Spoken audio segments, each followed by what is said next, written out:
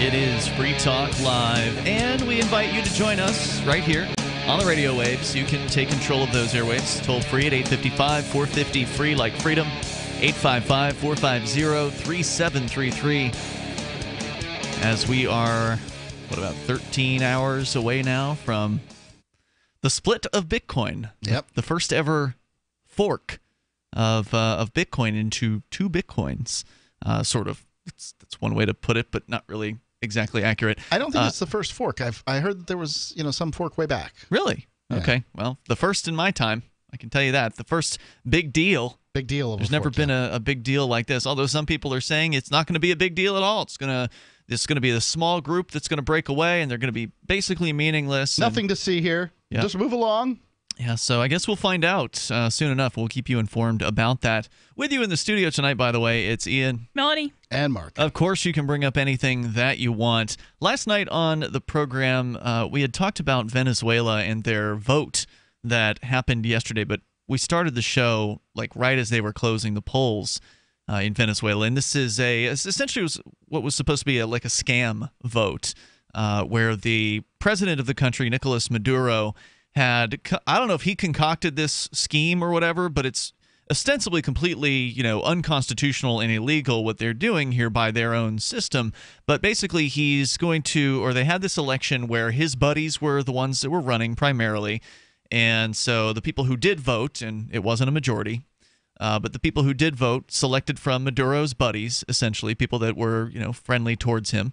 And these people are going to assemble into some sort of constitutional assembly, supposedly, where they will rewrite the country's constitution. Oh, boy. And this is, of course, something that Maduro wants to have happen, considering last year there was a large number of people who signed, millions of people, who signed petitions calling for Maduro's recall. And Maduro was able to somehow put that off into the future, and now it may be a future that doesn't come if the entire constitution is rewritten. Sounds likely. All of this happening. He also bucked the recall in an unconstitutional fashion too. He basically should have had an election right away, but decided to wait until the period that he would then be able to wait until the next election.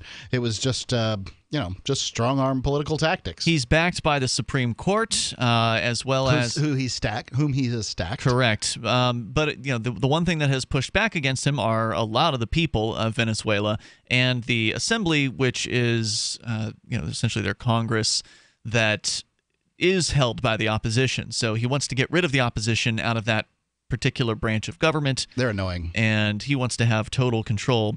So what happened? Well, according to the BBC, electoral officials say turnout in the controversial election for a constituent assembly was 41.5%, which is a figure being disputed by the opposition. The opposition coalition said 88% of voters abstained, and they refused to recognize the election. It doesn't matter who votes. It just matters who counts them. It also called for more protests on Monday. That's today. Yesterday's election was marred by violence with widespread protests and at least 10 people killed. President Nicolas Maduro hailed the poll as a, quote, vote for the revolution, unquote. President Maduro spoke at length. Once you're in power, the revolution's over. Cuba, right, yeah, when does that end exactly? Cuba's still talking about the revolution. The revolution Castro's dead. Was in the 50s. Yeah. And you don't have a revolution anymore. You are now the status quo. Viva la status quo. Right. The revolution is typically in these cases where some sort of violent overthrow of the government that was in place occurs. And once that overthrow is done, the revolution's over. That's what you're saying, right? Yeah. The toll-free number here is 855-450-FREE, like freedom. It was a victory speech for Maduro and his followers, but after a day of violence on the streets, it's a pretty hollow victory, if you can call it even that. For all the talk of the vote being an example of democracy, critics accuse him of voter fraud and intimidation, and many don't believe the official numbers of voter turnout. This vote highlights just how polarized the country is, with a president who plows on regardless of the millions of people who object to the policies. And not only object to them, but are being harmed by them. People in Venezuela are hungry. Food is very, very hard to come by. The government has nationalized countless industries and run them into the ground. It has ruined the economy with an insane government-mandated exchange rate, which, by the way, I don't know if you heard this, Mark. The last time Daryl and I looked on Friday, the exchange rate for $1 US had gone up to 10,000 bolivar. 10,000 of their so-called Bolivar Fuerte, the strong bolivar. Sounds like that's in the tank. It's actually less than, from what I saw somebody post yesterday, the exchange rate for WoW currency. For what? For a video game currency. Oh, you're saying the video game currency is actually worth more per dollar, that you get fewer of the video game currency per dollar than you would get for the of the bolivar. Yeah, I haven't checked that. I don't know how I would check that, but that's what you this heard player that, was saying. It sounds believable. It's now up actually since Friday to 11,185 bolivar per US dollar. So it's just a crazy situation, and we could go into what that does to the economy, but in short, it really screws it up. It makes it impossible to import things. People can't pay for the things that they want to buy without having dollars, etc. Anyway, the vote, or the anger over this vote, was palpable on the streets of Caracas on Sunday, with crowds of people defying a protest ban and building barricades, awaiting confrontations with the police. It's a scene that we've seen for several months now, and one that, given the way this vote has gone, we will no doubt see more of. Venezuelans were asked to choose the more than 500 representatives who will make up a constituent assembly. The constituent assembly was convened by President Maduro to rewrite the existing constitution, which was drafted and passed in 1999 when his mentor, President Hugo Chavez, was in office. So wait a minute. Is he admitting that his mentor, Chavez, that the Constitution passed under his reign didn't really work out too well? So apparently they need to redo that. Yeah, that's the problem with socialism. Everything's fine when there's still other people's money around. Mm-hmm. But when that money starts drying up and you're asking a cumbersome and inefficient organization like the state to handle things like oil production and manufacturing and things that they're completely incapable of, well, that's when you got problems. That's when you got famines. That's when you've got empty shelves. That's when you've got people starving to death. No medicine either. You get a cut, good luck. Good luck finding antibiotics for that. She also announced, the head of the National Electoral Council, Tipse Lucena, on Monday announced that there had been an extraordinary turnout of more than 8 million voters. Now, in the recent the recent referendum that the opposition put forward to a vote recently, within the last couple of weeks, there were over 7 million people who turned out, and it was like 90-something% of them voting to remove President Maduro. So, whoops, sorry. The government's own claim is that they just barely edged out the number of people who voted to remove Maduro. And again, the opposition is saying their claim is full of it. They didn't have 8 million people turn out. They might have had, 1 million or something like that. Certainly hard to know, but when you've got a rigged election, Venezuela is going down and nothing's going to save it. The announcement was met with outrage and derision by the opposition, who had been boycotting the vote. Opposition politician Henry Ramos Alup said their figures suggested fewer than 2.5 million Venezuelans had turned out to vote instead, with the opposition boycotting the election from the start and not fielding any candidates. It was always less about who would be elected and more about how many Venezuelans would take part in that voting. They had held this referendum 2 weeks ago, asking Venezuelans whether they wanted a constituent assembly at all. And according to opposition figures, more than 7 million Venezuelans rejected the assembly, which is what they're moving forward with now. Right. In that vote, they urged Venezuelans to stay at home, the opposition did, and even some Chavistas, who are the supporters of the socialist movement created by Hugo Chavez, said they objected to the Constituent Assembly and would not vote. There were widespread reports of public sector workers being told by their bosses to go and vote or face being sacked. Wow.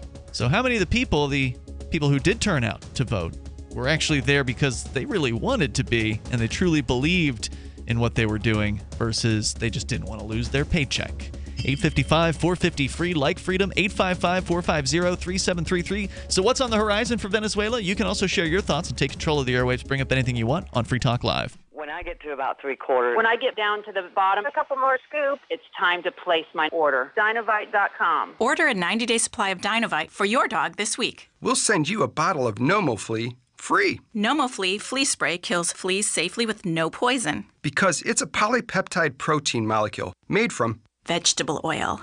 Try NomoFlea. Free this week at Dinovite.com. Just feed your dog right. Use Dinovite. DINOVITE.com. I wish that we would have started the Dinovite right away. It would have been so much easier. Order a 90-day supply of Dinovite for your dog this week. We'll send you a bottle of NomoFlea free. NomoFlea flea spray kills fleas safely with no poison. Because it's a polypeptide protein molecule made from vegetable oil. Try NomoFlea. Free this week at Dinovite.com. Just feed your dog right. Use Dinovite. Dinovite for life. DINOVITE.com. How did you become addicted? A friend? Were you at a party and someone said, "Hey, try this"? Then you got the cold sweats and started shaking. And the more you did it, the more it didn't work. So you switched to the needle. Now you're a train wreck. Drinking, drugging, broke. Your family hates you, and you hate you. Get out of your hell on earth now. Call the Detox and Treatment Helpline today for immediate help. In many cases, your insurance may cover the costs. We can't guarantee it, but we can guarantee we have what you need to change your life for the better. Pick up your cell phone and call right now. 855-700-2979. 855-700-2979. 855-700-2979. That's 855-700-2979. The Free State Project has reached its goal of 20,000 liberty lovers who've pledged to move to New Hampshire and get active to achieve liberty in our lifetime. Perhaps you're trying to figure out what part of New Hampshire should be your destination.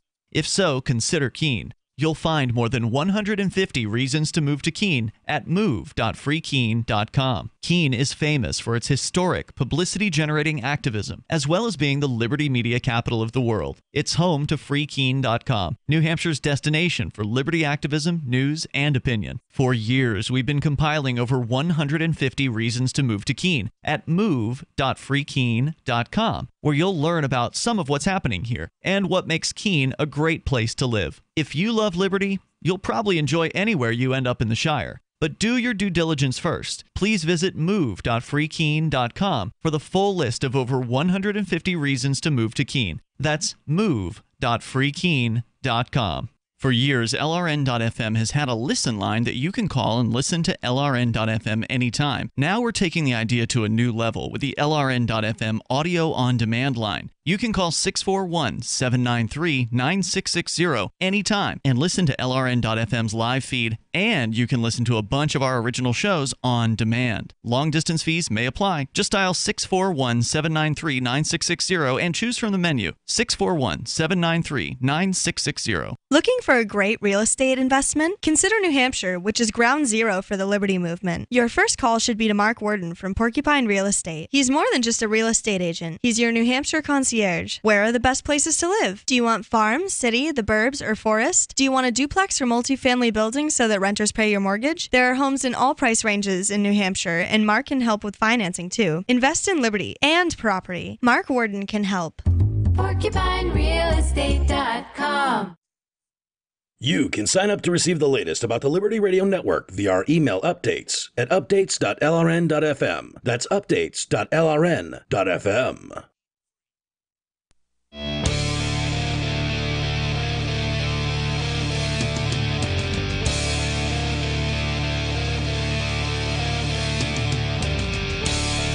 This is Free Talk Live. You can dial on in here toll free. Bring up whatever's on your mind. Our number here is 855-450-FREE, like freedom.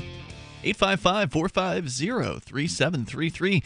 Continuing to analyze the fall of Venezuela from what was a relatively middle class, very wealthy kind of society in its heyday. Well, you can live middle class for a minute if you just max out credit cards, which is what they did. I could live really well for 1 month. Right. And, they're still middle class, Ian. They're just middle class is now starving. Okay, well, that's one way to look at it, but yeah, so even upper class is having a tough time in Venezuela. I imagine the upper class is left. If they can. Yeah, if you can get out, then it's probably a good idea. The upper class can always get out. To get out. That's a good This point. is the lesson for aspiring socialists. The upper class will always get out. You bring down the hammer, you punish the rich, you figure out a way, they're going to leave. It's like trying to hold water in your hands. Yep, you can hold a little bit, you can hold it for a while. You can't hold it forever, and it's going to slip through your fingers. So we're talking about a vote that happened yesterday, and the government's claiming over 8 million people voted. The opposition is saying no, more like 2.5, which is a fraction of what turned out recently to oppose in a referendum the vote that happened yesterday. So 2 weeks ago, the people of Venezuela, a bunch of them, like 7 million, came out to say, no, we don't want this constituent assembly thing at all. But the government, of course, went ahead with this plan. They held this vote where the opposition basically protested and said, we're not even going to field candidates because this whole thing is a sham. We're not going to grant this any more legitimacy. It's over. The people's belief that they can control the government there is over. There are the people who adhere to the government who still love the government because they're paying their paychecks. Oh, yeah. I've seen a special where this guy that, sounded for all the world like your archetypal, Latin American communist. He's talking about the proletariat, the bourgeoisie. He's doing the whole thing. He's talking about how Maduro's doing the right thing and all these protesters are a bunch of, jerks and whatever their complaint is. And this guy he's parroting the line over and over again. But you can stand on the deck of the Titanic and talk about how water is something you can breathe, but you're still going to die in a few minutes. Yeah, you're going to have to prove it. And so there were widespread reports of public sector you don't have to workers prove anything. You'll be dead. Being told by their bosses to go and vote or face being sacked. And as we had explained yesterday, the certain sectors were being given preferential treatment in this vote. 2/5 of the voters were coming from pro-government sectors of the economy. For whatever, I don't know how they figured those numbers out, but that was in one of the reports we shared yesterday. And then in addition to that, the municipal votes were heavily favored towards the rural people in their participation. And apparently rural people in Venezuela are more likely to support Nicolas Maduro for some reason. They have gardens. There were widespread reports of these, again, people being threatened. How many people turned out was therefore seen as a key indicator of support for the government. The opposition claims the figures are unverifiable because a number of procedures which have been in place at previous elections were not followed. For example, voters' little fingers were not marked with indelible ink to prevent them from trying to vote multiple times. Why don't they do that here in the United States? Do you think it's really that big of a problem? In some places it is. Mm-hmm. Do I think in New Hampshire, the first primary in the Union, where millions and millions and millions of dollars are dropped into the primary and media from around the world and around the country just descend for 3 weeks? No, you can have all kinds of money and power in a place, and nobody's ever going to cheat. What kind of fool would think they would cheat? Well, those things are investigated when the allegations happen, and they don't really find any real examples of it. Well, hold on. I've had a lady on the Edgington Post, which I know you spend almost no time listening to. You've got a busy schedule and everything. But, she was a election supervisor. She told me all about the problems that she was having and how the state's attorney didn't want to investigate it. Here's the reason they don't want to investigate it, Ian. Because it's the Democrats cheating on the Democrats and the Republicans cheating on the Republicans. So there's cheating on both sides is what you're saying. Well, they're cheating on themselves. It's a primary election. It's not the Democrats cheating the Republicans in order to get the seat away from the Republicans, where you see the conflict isn't the same as what people imagine it would be. So you would think that they would just not have primaries because they can just declare candidates. They could. They could set it up that way, sure. I mean, look at Bernie Sanders. He was running a campaign. It was clear and obvious that Hillary Clinton had put the fix in.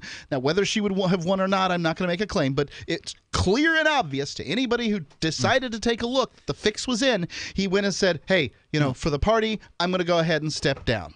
So your concern is that people from other states are voting in New Hampshire, correct? I'm pretty sure they do. Well, then indelible ink's not going to help you in that situation. What if they just, if you're willing to cheat on where you vote, then you're willing to vote more than once. But you wouldn't be voting. You wouldn't be voting in Massachusetts on the same day. Once on a primary. you realize how easy it is to cheat in the election in New Hampshire, you're very likely to go to more than one polling place. No, you're not, in New Hampshire, because all most you have people to aren't do willing to is- commit fraud. Most people are willing to commit fraud. They're just redefine it like they do every other crime. You think most people are going to be willing to commit essentially perjury? So now most people do not commit voter fraud. That's what I'm talking about. I mean, most people commit perjury every year because they attest that everything on their tax return is true, and they don't have a damn clue if it is or not. Sure. So, but I don't think. I mean, you're talking about a very, very small portion. I don't think of most people will take the time to cheat on an election. Yeah, but I who do cares? think It's not that important for most people. I do think that if you've moved here for the election and you've taken all day long to go knock on doors for your favorite candidate, that by God, yeah, I do think you'll go to 2 or 3 polling places. Well, anybody who's going to more than one polling place within the state is taking an extreme risk at that point. I mean, it would be one risk to come from another state. Name, going across a in bridge in a car is an extreme risk. It's just not likely you're going to fall in. Like, the bridge could collapse. Yeah. You could get caught going to more than one polling place, but the Democrats and people like you have put every roadblock in place to catching these people, because you're like, oh, it doesn't happen. But it does happen. People who run the elections tell you it happens, and you stick your fingers in your ears and you go, Dead people have been caught voting. Here? In New Hampshire? No, but so let's talk about what happens in New Hampshire. I think that you guys need to talk to Darrell W. Perry, who has done a lot of research into this particular subject. I don't have the details offhand, but let's just say that, these different committees in the state have looked at this issue, and while some people believe that there's this huge problem, there's just not really any evidence for it. In New Hampshire, you walk in and you say, I'm this person, I've never registered to vote, and they hand you a ballot. There is no way on this earth that people are not walking in, hi, I'm Joe Smith. Most of the time they're not. I can tell you, I've gone in there before, and I've said to the ladies, hey, am I, because I never show my ID to vote here in New Hampshire because you don't have to, and I'm almost always the first person. I'm almost always the first person of the day who hasn't shown their identity. I mean, this is hardly an issue. They don't really have much to investigate. There's more coming up here. 855 450 free. We got more on Venezuela as well, and what's happening there and what's coming next. You can join us 855 450 free. Like freedom, it's Free Talk Live. Ralph, remember when you said you were going to start paying more attention to your health and now you're eating potato chips? Just a few. A few, okay, but you should be eating Super Berries Aronia berries. Aronia what? Aronia berries from superberries.com. They're known for having one of the highest levels of antioxidants that helps with overall wellness. Go to superberries.com/radio. And right now we get a free smoothie recipe book with our order. Plus we can save $4 at checkout. Wow, look at all the benefits of these berries. I know, Ralph, I know. Choose health. Eat purple. Superberries.com.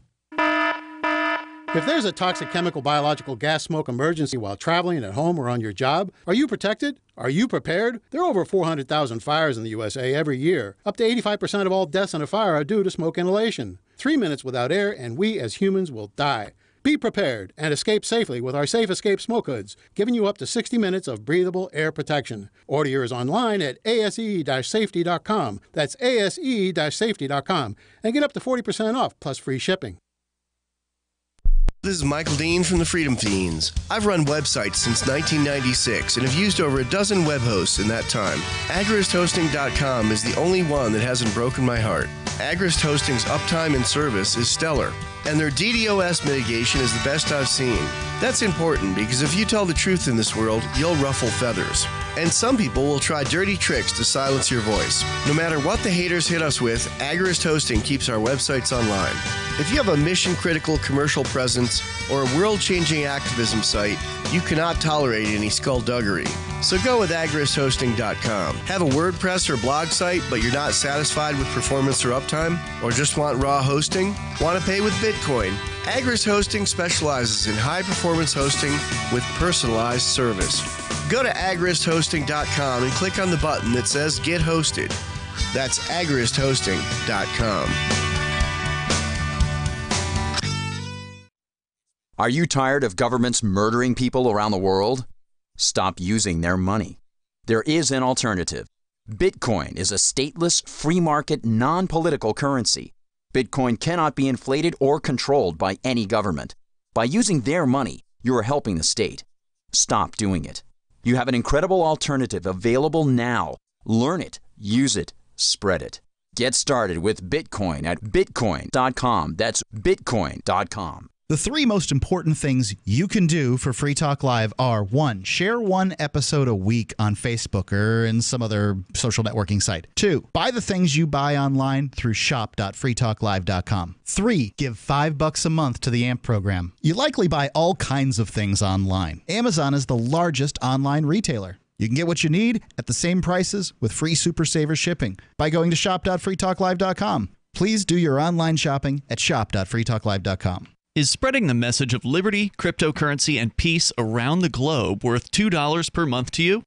As you may already know, in addition to our internet feed, LRN.FM broadcasts on free-to-air satellite across North and Central America, as well as Sub-Saharan Africa. And we've been available on satellite for free 24/7 since 2010. The LRN.FM free-to-air satellite signal is reaching some of the most oppressive regimes in the world, and there's no doubt our ideas are making an impact. You can learn more about the channel's impact by watching the 3-minute video at fund.lrn.fm. If you'd like to help free minds globally with our ideas of liberty, cryptocurrency, and peace, you can donate as little as $2 per month via fund.lrn.fm. You can help us continue and expand our satellite broadcast to multiple continents. Visit fund.lrn.fm today, and thank you for your help. Don't forget to share the link on social media. That's fund.lrn.fm. What's up next? Visit the Liberty Radio Network program guide to find out at shows.lrn.fm. That's shows.lrn.fm.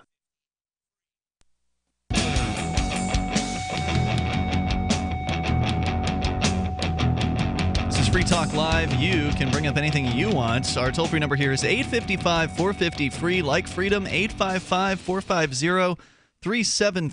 We do have Skype, and the Skype username here is lrn.fm. So feel free to connect with us there, and you can bring up anything you want. Now, a lot of people unsure about what the future of Bitcoin holds, but ultimately, whether it succeeds or fails, whether it stays on top forever or not, doesn't seem like it's likely to. But whether it does or not, there's always going to be competitors that are nipping at its heels. And Dash is one of those competitors. Digital Cash, it's a digital money platform designed to replace cash and help people manage their own wealth. It's fast, private, and easy. Fees are low and transactions are fast. It can even be confirmed instantly. You can pay anyone, anywhere in the world, anytime for just pennies on the dollar. Dash is decentralized and run by users who earn rewards for helping run the network and make governance decisions.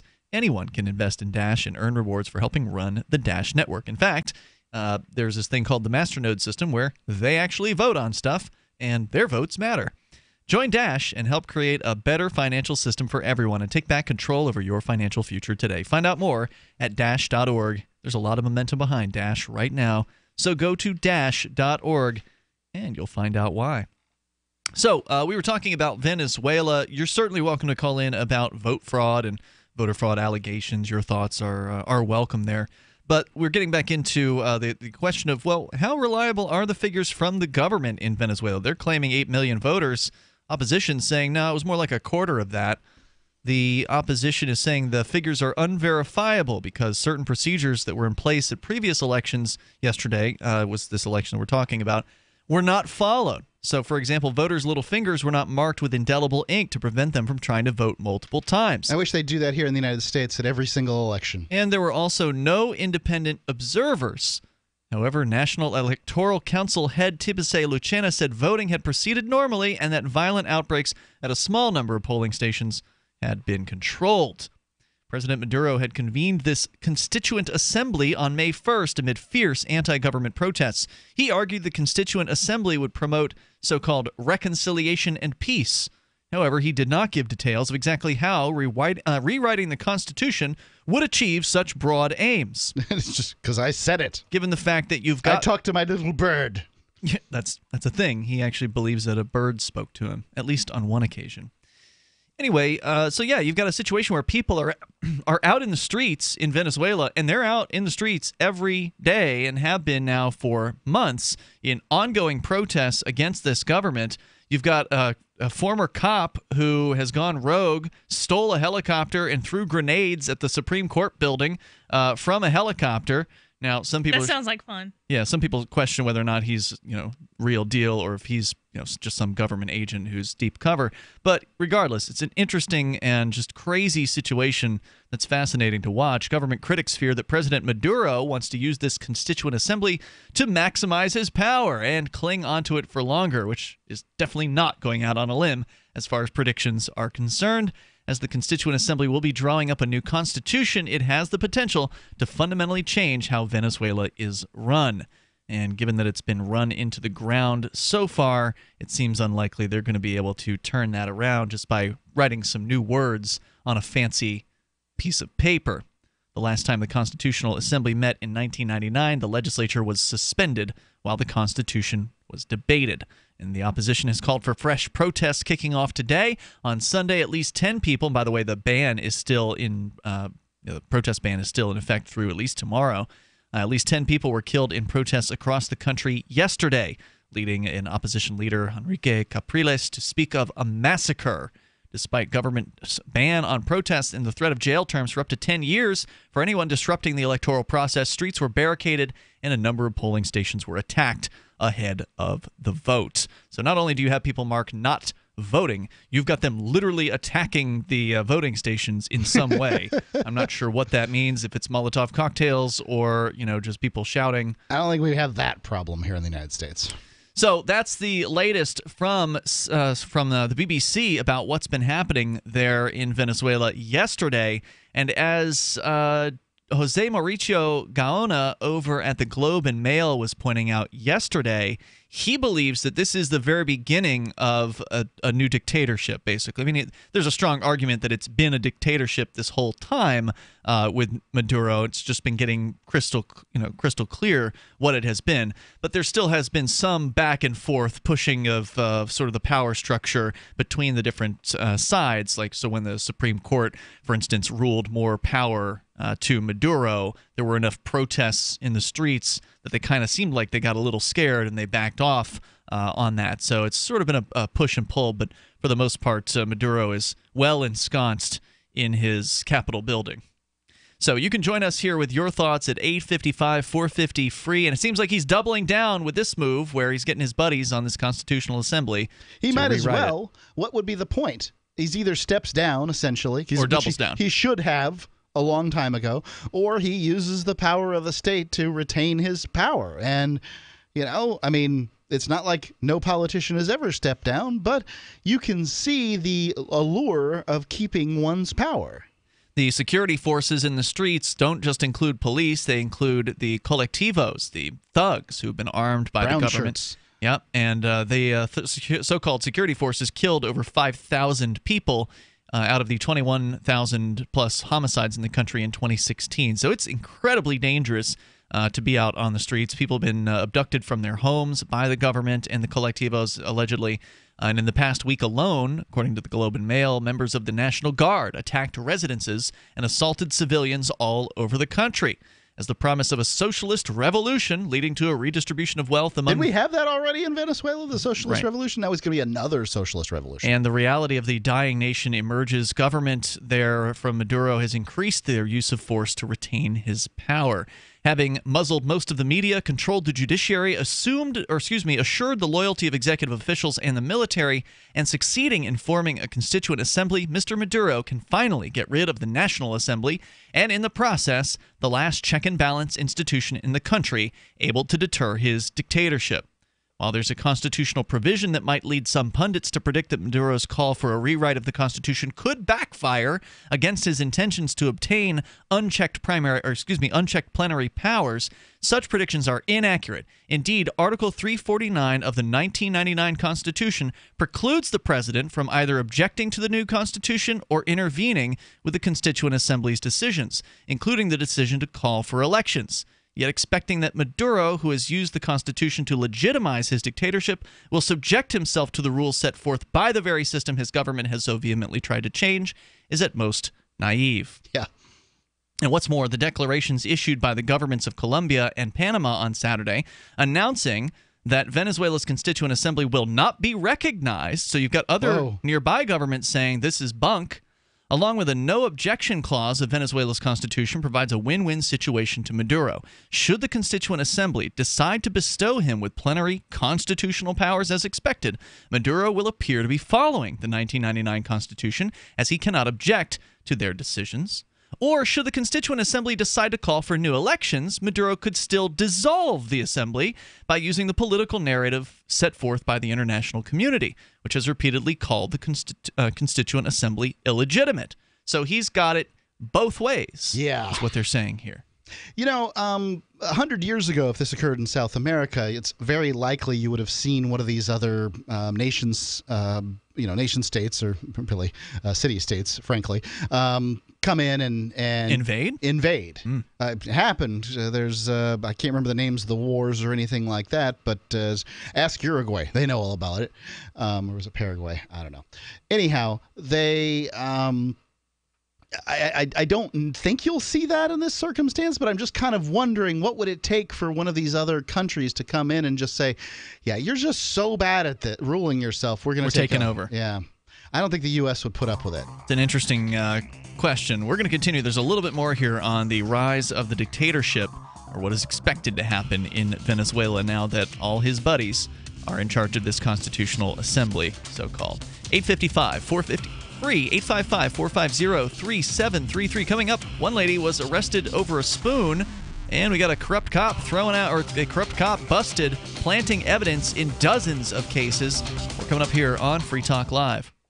Do you want to help build a better financial system for everyone? Join Dash. Dash is Digital Cash, a digital money platform designed to replace cash and help people manage their own wealth. It's fast and easy. Fees are low and transactions are confirmed instantly. Dash is decentralized, run by users who earn rewards for helping run the network and make governance decisions. Dash is set up to succeed where other platforms have failed. Give it a try. Dash.org. Help people take control over their financial future today. Find out more at Dash.org. Imagine, if you will, a virtual world, a symbiotic economy with its own currency, where you can barter your services with others. Symbi.com is a marketplace of real people exchanging skills and services, from web developers, marketers, video production specialists, and teachers of all sorts, to gaming consulting or fitness coaching. Symbi.com is a vast world of people trading freely. Take my word for it, it's an adventure you can't afford to miss. Simbi.com. BuySellMakeOffer.com is better than ever. I'm Pat Matthews, here to tell you that BuySellMakeOffer.com, the revolutionary site for buying and selling anything and everything, just upped the ante. Go right now to BuySellMakeOffer.com and click the Sign Me Up button. When you do, you'll get the first month free, and then it's just $9.95 a month to be a member forever. And you don't need a credit card for the initial setup. Create your own store on the site and sell whatever you want, as long as it's legal, however you want, and sell an unlimited number of items. Create your own intro video to describe what your store is all about. Use Skype to see who you're buying from or selling to. Sell unused household items, as well as antiques, cars, televisions, collectibles, real estate. The possibilities are unlimited. Use social networks to promote your store right from our site. Remember, there are never any fees, no matter how much you sell. Become a member today. I'm a member. Get all your friends to sign up, too. This could become a great business for you. Sell whatever you want for the first 30 days, free at BuySellMakeOffer.com. NASA announced the discovery of a mile-wide asteroid this week that could potentially trigger a global level of extinction, forcing upscale fashion retailer Nordstrom out of business. Researchers confirm that the celestial object is traveling at speeds exceeding 29,000 miles per hour, threatening to slam into the planet with more than 1 million megatons of force, enough to jeopardize operations at all 117 full-line Nordstrom locations. Unless we can find some way to divert or intercept the asteroid, all 7 billion people on Earth, including all 62,500 Nordstrom employees, may die. Even if the asteroid breaks into smaller pieces upon entering to the atmosphere, a death toll as low as several hundred million could still slow foot traffic in stores and reduce online orders from Nordstrom's subsidiary, Hot Look. Humanity is surprised it still hasn't figured out an alternative to letting power-hungry decide everything, and a magical office worker is able to turn everything he touches into more work for his colleagues. This is the Onion News Network. If you want to know the latest about Free Talk Live before we go on the air, all you need to decide is how you want it delivered. It's your choice. Visit news.freetalklive.com. You can get emailed announcements and participate in contests via our email updates list. Plus, we have a Twitter account that you can follow and a Facebook page where you can become a fan. So visit news.freetalklive.com to get news about Free Talk Live as soon as it's announced and the way you want it delivered at news.freetalklive.com. That's news.freetalklive.com.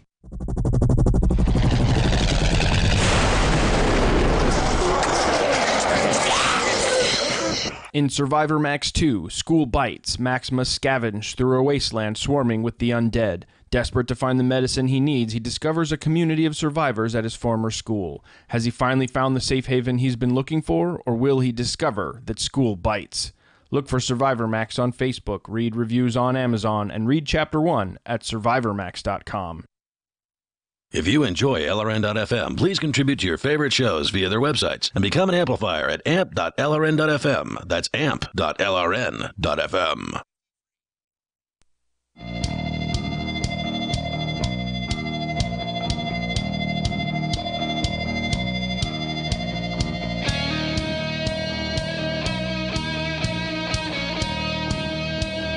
Free Talk Live. You can dial in toll free and join us right here. Our number is 855-450-FREE, like freedom, 855-450-3733. Whether you want to comment on Venezuela and what's happening there as the government continues to morph into a dictatorship and the people continue to be hungry because the socialist economy there has basically ravaged all of the sectors and made life very, very difficult. So, with you in the studio tonight here in beautiful New Hampshire, it's Ian, Melanie, and Mark. Let's continue here. Your calls and thoughts welcome. 855-450-FREE, like freedom. Mark, tell me about the Bullet Blocker. Well, it's Bullet Blocker's a name brand for a bunch of different garments. They've got all kinds of jackets and coats and these sorts of things. They've got backpacks and briefcases, and what they do is they block bullets. There's all kinds of technology out there in garments and bags and those sorts of things, and they solve all kinds of problems, but do they stop bullets? I think in most cases the answer is no. Bullet Blocker is a company that was founded by a former Army Ranger and a firearms instructor with the goal of making backpacks for kids to protect them in case of a school shooting. That's grown into a garment company that will provide you with all kinds of different options. I think they got a really great choice of jackets and vests and these sorts of things. These are the kind of thing that you can wear out in public and people aren't going to know that you've got a bulletproof jacket on. So you've got to have a nice jacket. You might as well have one that stops bullets. Get something for the whole family, as a matter of fact. This isn't the kind of thing you get a second chance at, if you know what I mean. Bulletblocker.com. If the lives in your family are priceless, protect them at bulletblocker.com. It's Free Talk Live here, 855-450-FREE, like freedom. So we were talking about Venezuela kind of spiraling down even further, closer and closer to total dictatorship. The next bricks are in place for that particular wall that is being built, figuratively. And it happened yesterday in a vote that the government basically forced on people who did not want it, saying that they were going to elect this constituent assembly, and then with that constituent assembly, they'll be rewriting the Constitution, likely to favor the man who would love to be the dictator, Nicolas Maduro, the predecessor, or excuse me, antecessor, the guy who followed Hugo Chavez. Sounds right. Anyway, in his final attempt to appeal to voters' emotions and induce a different depiction of reality, Mr. Maduro, this is from Globe and Mail. It's hard to fool hungry people. Mr. Maduro introduced a new economic proposal on Saturday in a book entitled Venezuela. Can you eat the book? A country of endless opportunities. Naturally, this populist promise is not grounded in reality, especially I hope it's a big, tasty book. I mean, so are they giving this book away for free? I'm assuming people don't have, internet access the way we do here, if they do at all. I imagine people are not spending money on this if they don't have food. Yeah, I mean, I think he wants them to take his word for it. I, the man who is in charge here, I have read or written, I'm not sure if he wrote it or if he, or ostensibly claims to have written it, or if he just picked some, economics person, some socialist economist that he wants to jump on board with there. Again, it's called Venezuela, a country of endless opportunities, so feel free to check that out if you get a chance. But anyway, last year, according to the story here, everything in Venezuela is dying. From people in their homes, streets, hospitals, and prisons to the rule of law and the economy. Last year, the economy contracted more than 20%. This year, inflation rates are expected to surpass 1,600%. And today, the country has almost $10 billion in U.S. in foreign reserves with an outstanding debt of $7.2 billion. People in Venezuela are so conscious about the opportunities their country offers these days that more than 1 million have already become refugees, thereby triggering the largest humanitarian crisis on the continent. Well, I'm glad that there are people getting out, in some way or shape or form. Populist leaders are so focused on fabricating alternative realities to back up their simple explanations for complex problems and eventually displaying their ineptitude to solve such problems, they then become unable to see that the reality of the people who elected them or the reality that the people who elected them face. Unfortunately, this is when the character of a leader and the destiny of a nation finally meet. Everything else is prologue. Well, what do they do? What do the leaders do to solve this problem? They've run on the platform of socialism. Mm-hmm. They've been elected on the platform of socialism. And what else are they going to do but attempt to implement socialism? I mean, it's not like it wasn't blazoned all over them. Venezuela, the people, the voters of Venezuela, the majority of the voters, they voted for Chavez. They voted for this stuff up to this point. This is what you call paying the piper. Now, there wasn't as much wealth in Venezuela as there are in other countries that have, sort of gone socialist or whatever. So those countries haven't necessarily burned through it all. And the price of oil went down as well, which certainly didn't help. That certainly didn't help. Yep. And there's embargoes from the United States. That doesn't help either. But ultimately, it's this policy of, state redistribution of wealth. And sure is. That's what's going to be the problem. Now, obviously, Maduro, during with the recall, he should have stepped down or allowed the recall vote to occur and then let the government go on about its business. Everything that's been done after the recall, to my mind, is, that's the problem. I don't know how much that would have changed, because if you just go elect another socialist because this one has new magic pixie dust and the other one ran out of magic pixie dust, that's not going to change anything. And that's somewhat arguing over which god is real. Is Thor real because there was lightning? There was lightning. Is Odin real because I saw it's none of it's real. None of it's Thor's legitimate. real, Odin's real.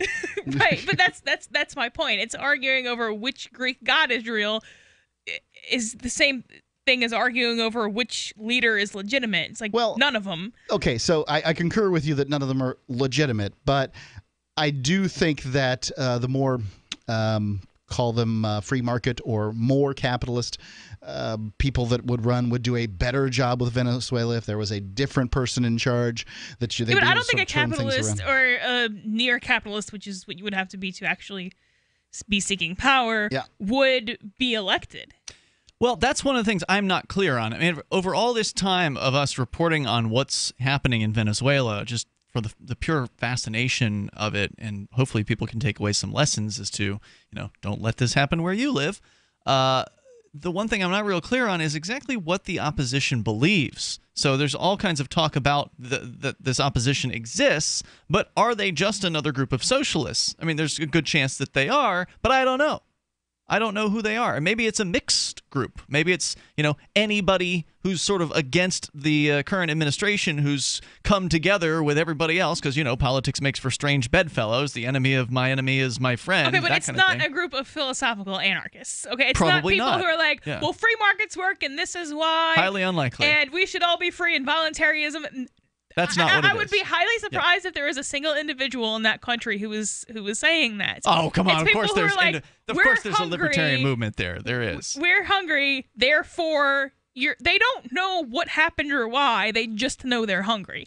and that's not going to solve anything. You know, there's a Mises Institute in Brazil, right? Okay. I'm just saying that Brazil not too far from Venezuela. I think that there is a free market. There's somebody there who's a libertarian. Capitalist in Venezuela. There's It's just that Bitcoiners. nobody's listening to them. We know there's Bitcoiners there. Oh, that much is and true. if there's Bitcoiners, there's a chance that some of them are libertarian. That is not true, because I went to a Bitcoin meeting in Baton Rouge assuming everybody was going to be an anarchist. Oh, no. And they were either Republicans or, for the most part, they were either Republicans or weird, like not as crazy sovereign citizen-esque people. How about that? There was one anarchist, but he ended up actually moving here. So It's very different here, where the supermajority of the people at the Bitcoin meetups are libertarians. Let's go to, speaking of the South, Hung Like Jesus is on the line. You all right there? Oh, I'm sorry. Hey. I was watching Disney. Hey, everybody. Hey, what's on your mind tonight? I got it right this time. Oh, you there? Yep, check. We got you. Yeah, we got you. You just kind of sound you sound a little further away than you normally do. A little muffled. Hold on. I have one on Bluetooth. Yeah, that might be it. Sometimes you think the Bluetooth's going to help, but yep, that's better. It definitely sounds clearer now. Okay. Yeah, I don't have anything. Just one thing that was important to me. When Scott calls in. Scott the Bigot? Yeah. When he calls in and he talks about Americans, please ask him next time if he's talking about all Americans or just white Christian males. Okay. Probably white Christian males. We've definitely asked him before, if he likes anybody else besides white Christian males, and he's made it clear that no, he does not. He does not like tell women. him to stop saying Americans then. Just say what he means. Stop saying Americans. He's Great point, Hung. Right. Thank you for the call tonight, man. I appreciate hearing from you. The toll-free number here is 855-450-FREE, like freedom, 855-450-3733. Coming up, we got corrupt cops. We got bad border officials. I mean, real bad. Real bad. We'll tell you about that coming up. It's Free Talk Live.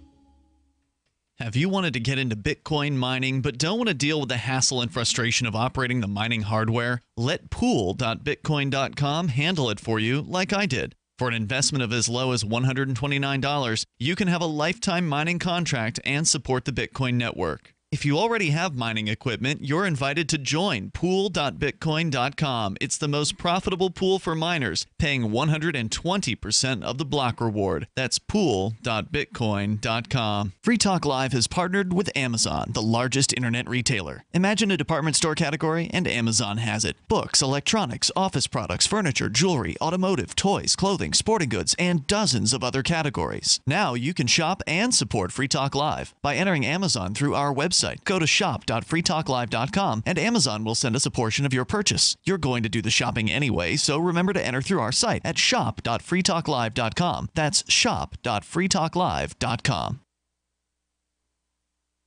I love My Magic Mud. I drink a lot of coffee. I had stains on my teeth. Then I found My Magic Mud, and I was told it would remove stains. So I paid attention when I brushed the first time. My Magic Mud is black tooth powder, and the difference it made in my teeth in one application was noticeable. With 4, my teeth were as white as you normal folks out there. Please go to mymagicmud.com and buy a jar. There's 150 applications for $25. You can use Bitcoin, mymagicmud.com. Here's a chance to do a little activism while you're cruising Facebook, Twitter, or Google+.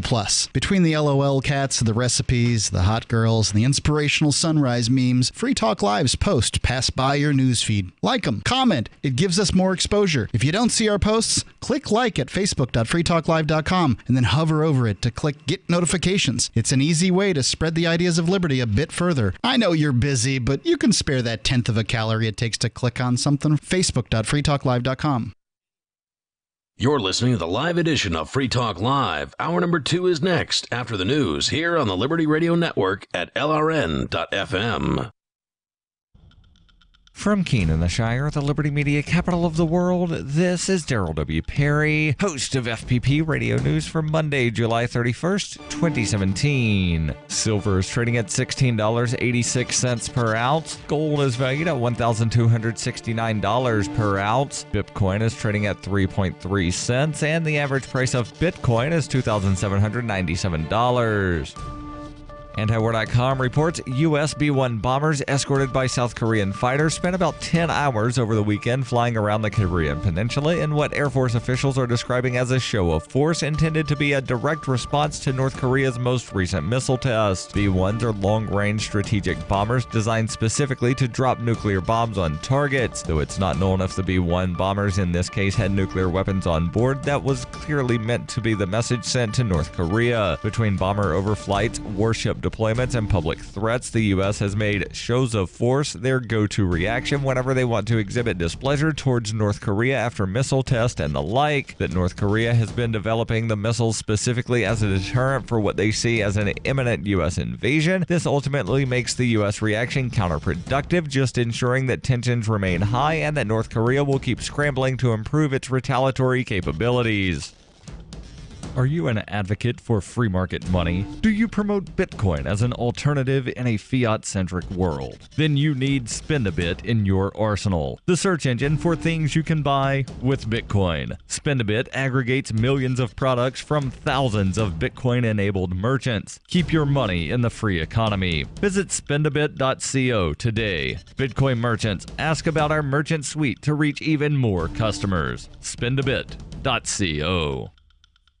UPI reports one private prison operator in New Mexico said they will close one of its prisons because it doesn't have enough inmates to make a profit. CoreCivic, the private prison company formerly known as Corrections Corporation of America, announced it will close its Estancia, New Mexico facility over the next 2 months. More than 200 people will lose their jobs as a result of the closure. The prison was designed to hold between 900 and 950 inmates, but has been operating with fewer than 700. The majority of the prisoners in the facility are undocumented immigrants sent there by Immigration and Customs Enforcement. But CoreCivic officials said fewer deportations and border arrests have made it difficult for the facility to be profitable, according to the Albuquerque Journal. Prison warden Chad Miller of CoreCivic said, "The reality is we've been operating at a loss for the last 4 years." The Santa Fe New Mexican reported that the prison closing will have a serious impact on the local community. Not only will more than 200 jobs be eliminated in a town of 1,500, but Estancia doesn't have its own jail and will now have to find a new location to imprison the 40 to 75 inmates they had been sending to the CoreCivic facility. The private prison closing is expected to cost the city $700,000 per year, including $300,000 in tax revenue, which accounts for about 60% of its gross tax receipts.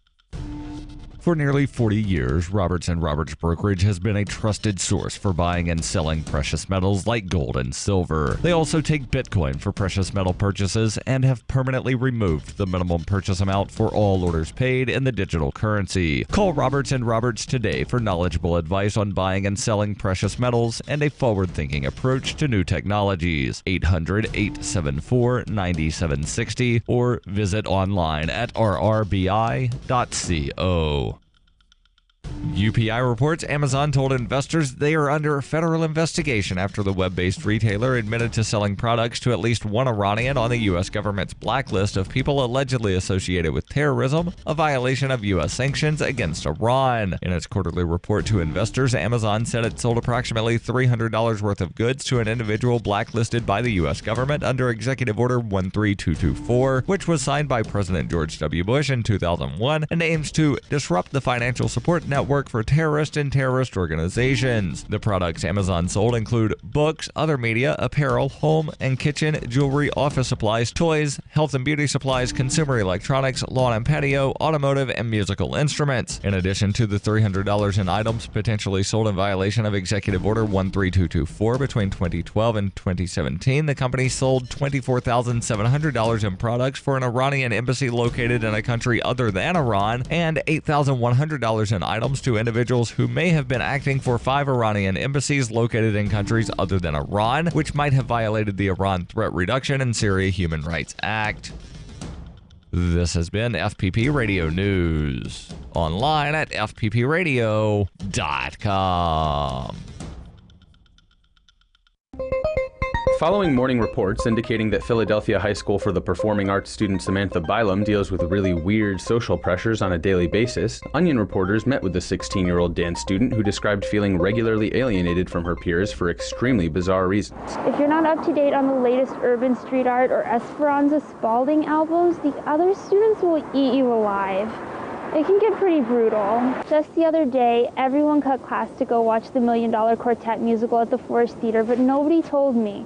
Now I'm the only one that hasn't seen Lance Guest's rendition of Folsom Prison Blues. It's humiliating. According to Bylum, the school year shows no sign of letting up as she continues dealing with the everyday stresses of auditioning for the school's production of My Fair Lady, keeping up with the latest punk Afrofusion dance groups, and not having enough fishnet sleeves to wear throughout the week. Honestly, I don't know how the other students deal with it. Keep checking theonion.com for more as this story develops. This is the Onion News Network.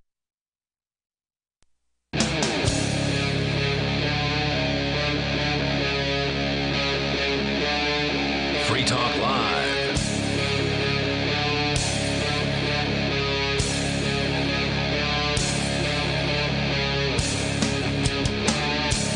It is Free Talk Live, launching into the second hour of the program. As always, you can join us here. The toll-free number is 855-450-FREE, like freedom. That's 855-450-3733. As the Bitcoin hard fork just about 12 hours away from this point, and it is right now as we do this show, 8:06 Eastern Time at night. The Bitcoin hard fork is expected to occur at approximately 8:20 in the morning Eastern Time tomorrow. So we're getting closer and closer to this, what could be very historic moment for Bitcoin. Will the price go down after the split? I would say there's a good chance, but I'm no expert. It's going up right now. I am no expert. It is certainly going up right now as people are likely doing last-minute buying in the hopes that they will have Bitcoin. They better be doing last-minute getting themselves out of exchanges, too. Well, if you've got your Bitcoin on Coinbase at this point, it's probably too late to get it out because... Yeah, it is. Yeah. You shouldn't be doing business with Coinbase anyway. No, if you can avoid it, you really shouldn't. How could you not avoid Coinbase? How could you not avoid Coinbase? Like, they're not the gas station that was nearest when you were out. Like, it's Coinbase. How can you not avoid them? Well, it's the first place where a lot of people get their first Bitcoins from because they get them at 1%.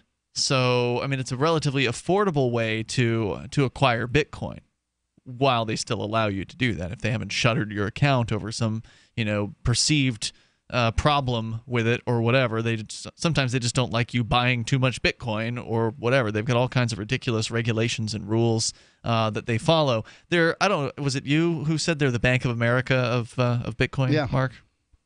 A lot of comparisons. They're that big and that prolific.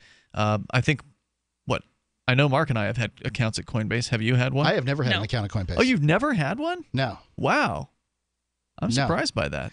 I think that I might have gone to their website and therefore might have opened an account, but I have never funded an account at Coinbase. Good for you. If anybody is going to catch me in a lie, I just want to make sure I'm as clear as I possibly can be. Okay. I remember vaguely something happening. There was probably alcohol involved, but I have never funded an account at Coinbase. All right. Well, anyway, about 12 hours remaining in that, and that could change the face of Bitcoin forever. It's definitely going to introduce some confusion into the marketplace.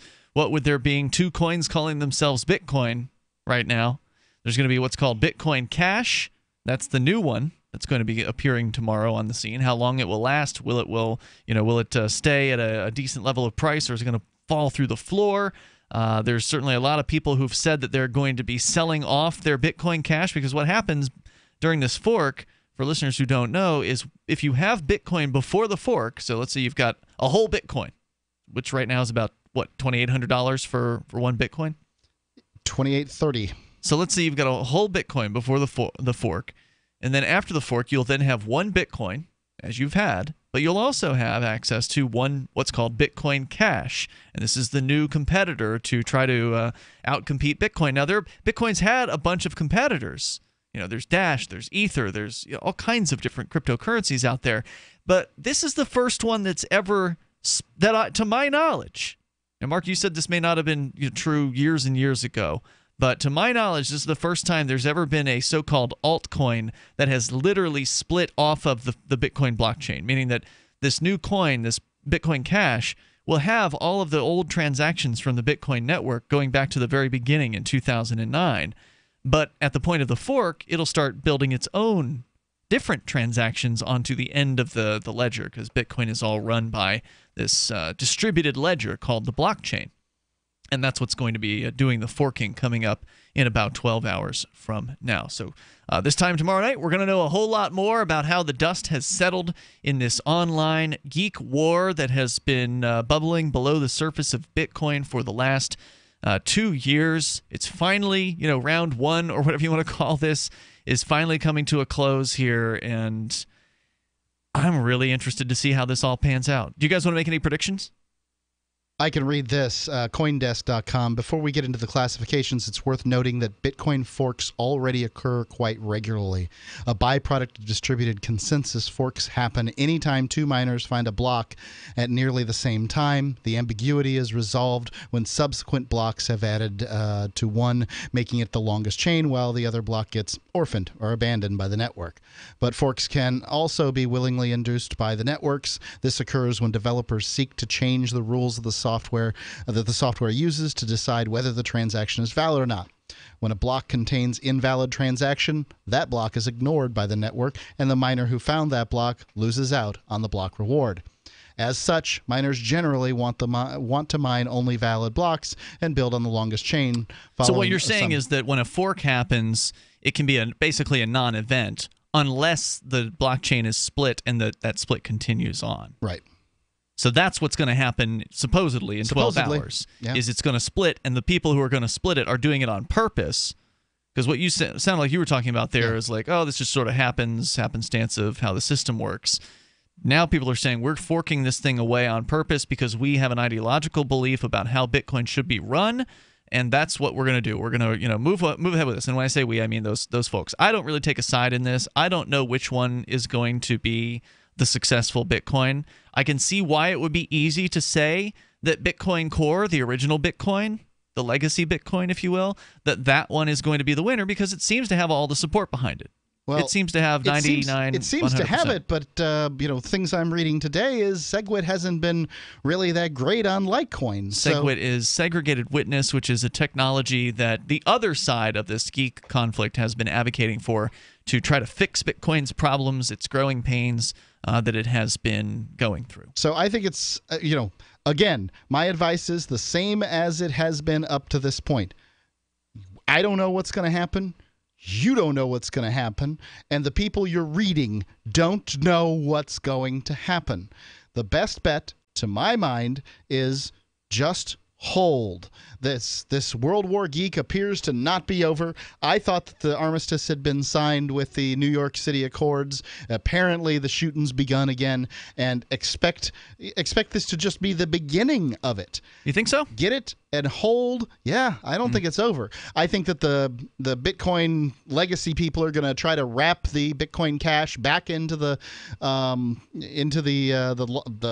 blockchain. I think the Bitcoin Cash. How the hell are they going to do that? I don't know. Okay, so I'm not a technical wizard here when it comes to Bitcoin, but it's my understanding if the two different blockchains are being built differently, there's different transactions on those ledgers.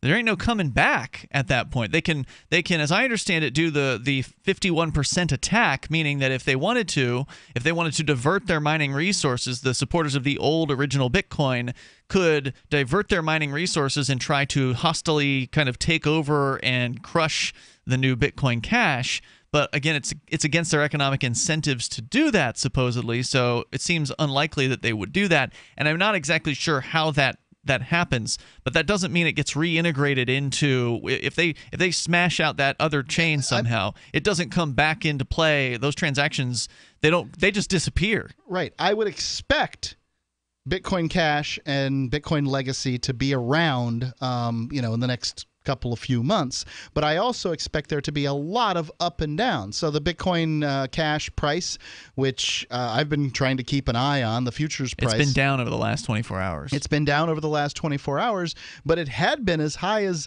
$600 over this week. Well, there's a lot of people saying they're going to dump this Bitcoin Cash. Eric Voorhees from Shapeshift.io. So if you're going to buy some, would you want to buy it at $700 or would you want to buy it at $150? Yeah. Or 20, or whatever it goes down to. People are waiting to see what happens, and I don't know what's going to happen. $293 is what it's at. Yeah, right now. We can't predict. I mean, we don't know anything. We're just talk show hosts, and even the people who study Bitcoin, they don't know what's going to happen. You can look at what happened to Ethereum last year, and you can guess, conjecture. You can presume that it would give you some sort of a roadmap, because Ethereum also had a split in its blockchain last year, and it was a big deal for those people then. It wasn't as big a deal as this one seems to be, because Bitcoin is the real cryptocurrency of note. It's the world's #1 by far. More coming up here in moments. 855-450 free like freedom. 855-450-3733. Why did border officials kill a teenage boy recently? We'll tell you. Ew, get the stinky dog away from me. Bad breath and bad gas. Petey stopped eating. All his hair fell out. Itching, licking, missing fur. At least $5,000 in vet bill. Creams, antibiotics, sprays. No results. Everything we tried failed except the Dinovite. DINOVITE.com. If you want the dog to be healthy, you got to feed it something healthy. The omega-3 fatty acids. Flaxseed, zinc, alfalfa. The digestive enzymes that are cooked out of regular dog food. Dinovite is nutrition. The shedding is stopped and the itching is stopped. Her coat is now soft, it's silky, it's healthy and shiny and glossy. She's got life. She's got energy. Tons of energy, no more bad smell. Dinovite's the bomb. Dinovite is the best thing that's ever happened to my dogs, besides me, of course. 859-428-1000. 859-428-1000. Dinovite for life. DINOVITE.com. Have you checked your Google search results lately? Search results are usually the first impression that people form of you or your business, so make sure that they create a positive impression with ReputationDefender.com. What the internet says about you can have a big impact on your life and your livelihood, even if it's not true. Fortunately, you can now control how you look online and in online search results with ReputationDefender.com. Call 800-831-0771 now. That's 800-831-0771 for your free reputation analysis. If you have negative material from an ex-employee, upset patient, or former client, newspaper article, legal issue, social media, or other source showing up in your search results, you can combat it with ReputationDefender.com. Our dedicated experts in patented technology can help make your online search results look their best. Call 800-831-0771 to learn more. 800-831-0771. That's 800-831-0771. Or visit ReputationDefender.com. Since time began, tyrants have taken aim at personal liberties. Now there's a movie that aims back. The government has no more right to tell us what to put in our bodies than they have to take our guns or tell us what books we can read. 6 drug police were eaten by bears while raiding a marijuana farm. On your knees, you dirty hippie! Jesus. On your knees! What's the problem, officer? Today, many cops who enforce pot laws do so only because it provides them with cushy jobs, good benefits, and a chance to push people around. I was an undercover narcotics officer. The drug war is nothing but a farce. The Second Amendment says you gotta keep you and your gat intact. Guns and Weed, The Road to Freedom. A film by Michael W. Dean and Nima Vadati. DVD available now at gunsandweed.com or on Amazon. That's gunsandweed.com. Makes the perfect gift. Remember, that's gunsandweed.com. So you've heard all 3 hours of the latest episode of Free Talk Live, and you're still hungry for liberty-oriented audio content? Did you know that we have another 24/7 audio stream at LRN.FM? The Liberty Radio Network airs the latest episodes of some of the best liberty-oriented podcasts on the internet around the clock. In addition to recorded content, you'll also hear live shows like Free Talk Live, originating from our Keene, New Hampshire studio. So listen anytime at LRN.FM. That's LRN.FM. Ross Ulbricht was convicted in early 2015 of running the infamous Silk Road Underground Market. The Silk Road was a gift to humanity and helped reduce the harms brought on by drug prohibition. For this good deed, Ross has been sentenced to life in prison with no possibility of parole. Now, an appeal is Ross's only chance, and he needs your support. Please visit freeross.org, where you can contribute via various methods, including Bitcoin. Visit freeross.org. That's freeross.org. You're listening to the best liberty-oriented audio streamed around the clock, on the air, and online. This is the Liberty Radio Network at LRN.FM.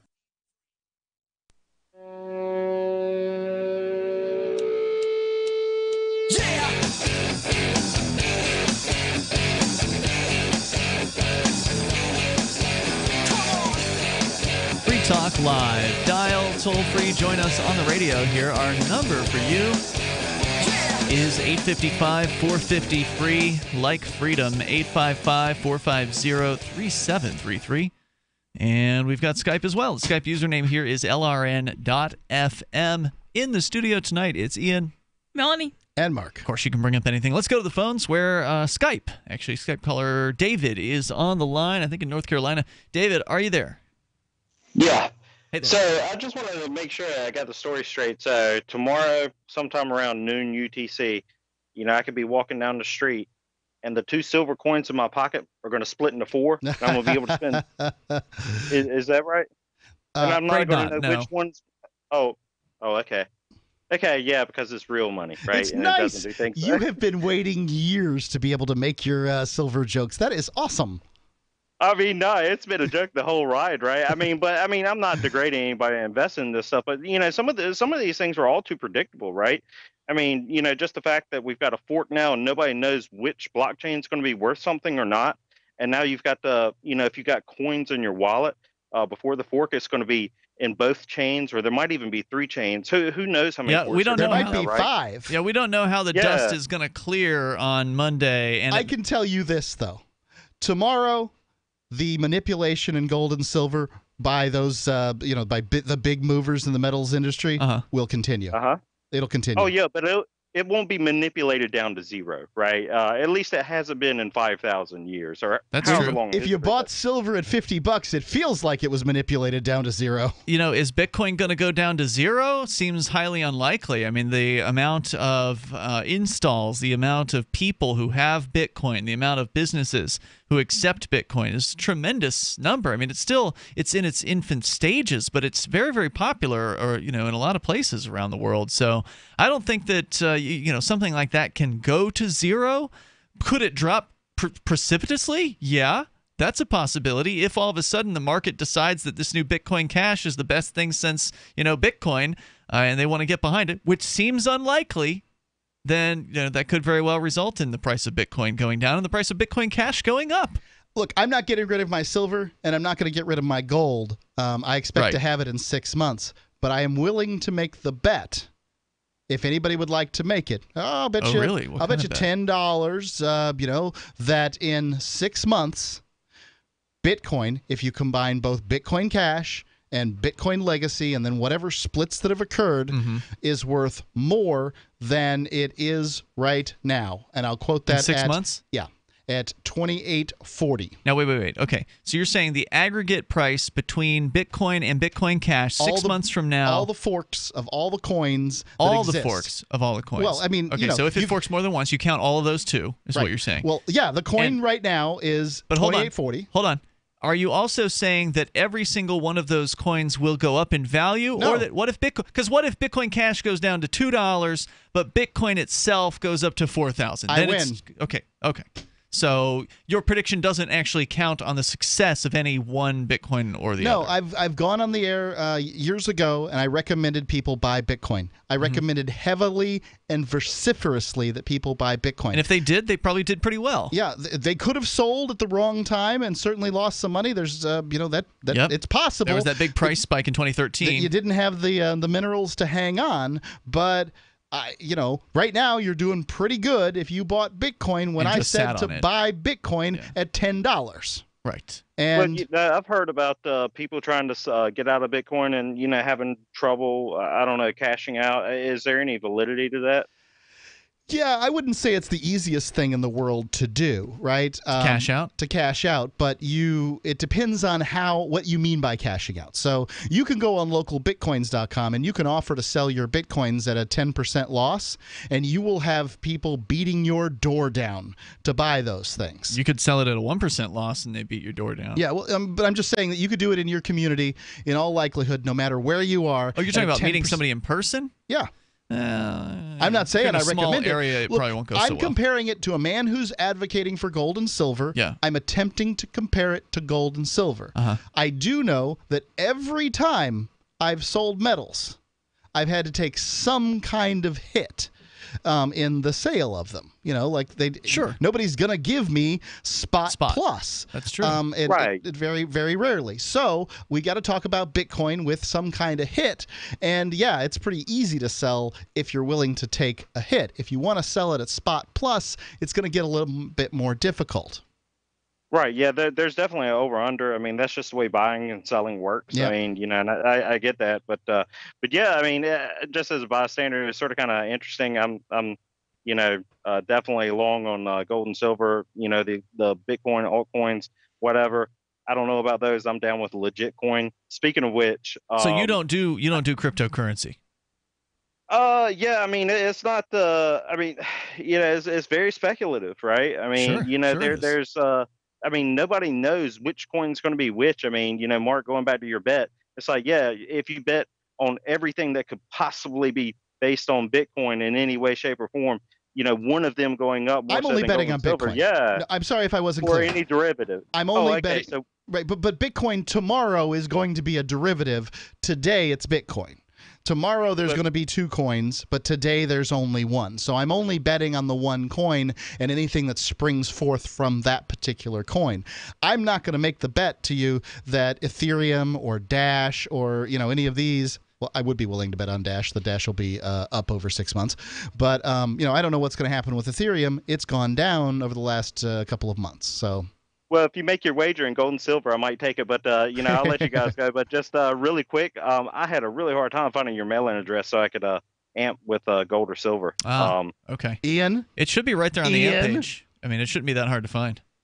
I'm trying to give you legit coin. Give me your address. But no, I mean, I'll PM you if you don't want to give it out or whatever. But should be right there. I mean, I'll double check to make sure it's not disappeared on its own there. But yeah, feel free to send an email. I'm happy to send that along to you.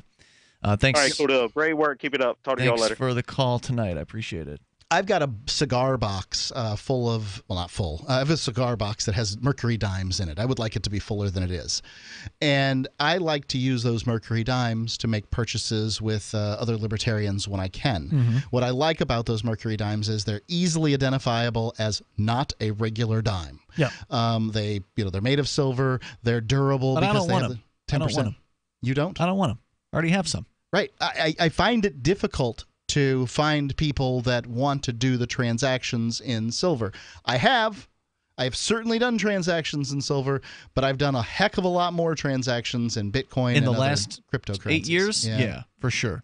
Prior to 2010, silver was the way to go. It wasn't though. I mean, it was at PorcFest. As an alternative. That's what I'm saying. Within the Liberty community. As an alternative, no. Within the Liberty community, most people I know would have accepted silver for doing work. I had people work on my farm. It's one thing if you're talking about fiddling around and doing a little barter or whatever. Sure. But people who were going to come out and do some work day for to day, a full day's you wouldn't work, be able to pay in they silver. They wanted to be paid in Federal Reserve notes because they needed to buy gasoline. Right. They needed to pay rent. They needed to do a whole bunch of things. Yeah, I just meant like the one-off. It's just like a one-off thing. Yeah. Most people would have taken silver prior to 2010, but not so much today. I tried really, really hard. 450 hard. 855 450 free. Like freedom. 855 450 3733. You can bring up whatever you want. Border Patrol officers apparently threatened a young man or intimidated him into drinking liquid meth. We'll tell you what happened. Tyler, time to go for our family walk. Just let me nap a little longer. You promised we'd get more active. I know. How come you're so ready to go? It's Superberry's Aronia berries. Aronia what? Aronia berries from superberries.com. They're known for having one of the highest levels of antioxidants that helps with overall wellness. Where'd you get them? I ordered them from superberries.com/radio, and right now we can get a free smoothie recipe book with our order. Plus, we can save $4 at checkout. I can't wait to try them. I'll get the dog. I'll get the kids. Choose health. Eat purple. Superberries.com. Hunters, anglers, campers, and survivalists. Get back to nature. Expand your horizons with the highest quality, most versatile, unique slingshots and sling bows on the market at slingbow.com. Sling bow products are compact and models start from just $17.98. They're perfect for your bug out bag or storing in your vehicle. Give yourself and your loved ones the excitement and tradition of sling bow. A new frontier in archery and truly modern twist on this primitive survival tool. Feel the thrill only at slingbow.com. A congressman recently revealed that legislation totaling 2,900 pages and involving more than $1 trillion was available to members of Congress for less than 48 hours to study and consider. That's over 60 pages of legislation per hour. Do you think anyone read the entire bill? I'm Jim Babka with DownsizeDC.org. Consider a proposal buried in a 3,200-page, $388 billion bill, which would have empowered committee chairmen or their agents to examine Americans' tax returns. When this horrible provision came to light, no one claimed to know how it got into the bill. One congressman questioned said, "I didn't write it, I didn't approve it, I wasn't even consulted." If your attorney represented you this way, he might be disbarred. But this is how Congress represents you every day. That's why DownsizeDC.org has created the Read the Bills Act. You can force Congress to read their bills before they pass them at DownsizeDC.org. So you've signed the Shire Society Declaration and are planning your move to New Hampshire to be around more liberty-oriented people. Next, sign up for the Shire Society Forum at forum.shiresociety.com. There are a bunch of people there who are already in the Shire, and they want to meet you. If you're already in the Shire physically, you should also come by the forums. Remember, not everyone uses Facebook. New people are signing up for the Shire Society Forum every month, so drop in and say hello at forum.shiresociety.com. LRN.FM is proud to announce our official listening apps for Android and iOS devices. Now you can easily tune into our streams anywhere, anytime on your smartphone or tablet. Just visit apps.lrn.fm or search for LRN.FM in the Android or Apple app stores.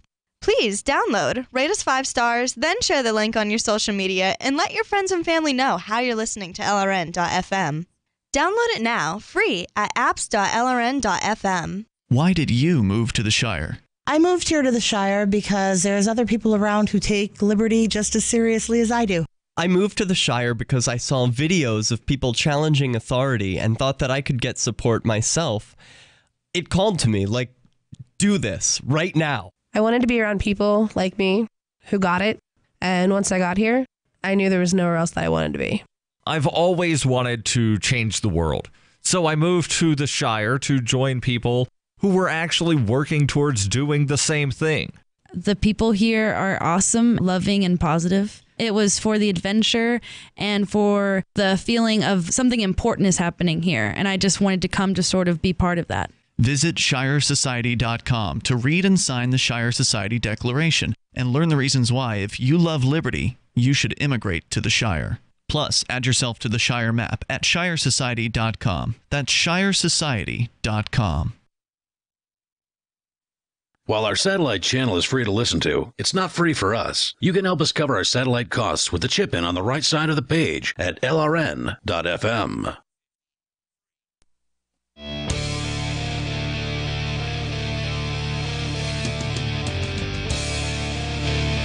Free Talk Live. You dial toll-free right here. Our number is 855-450-FREE. Like freedom, that's 855-450-3733.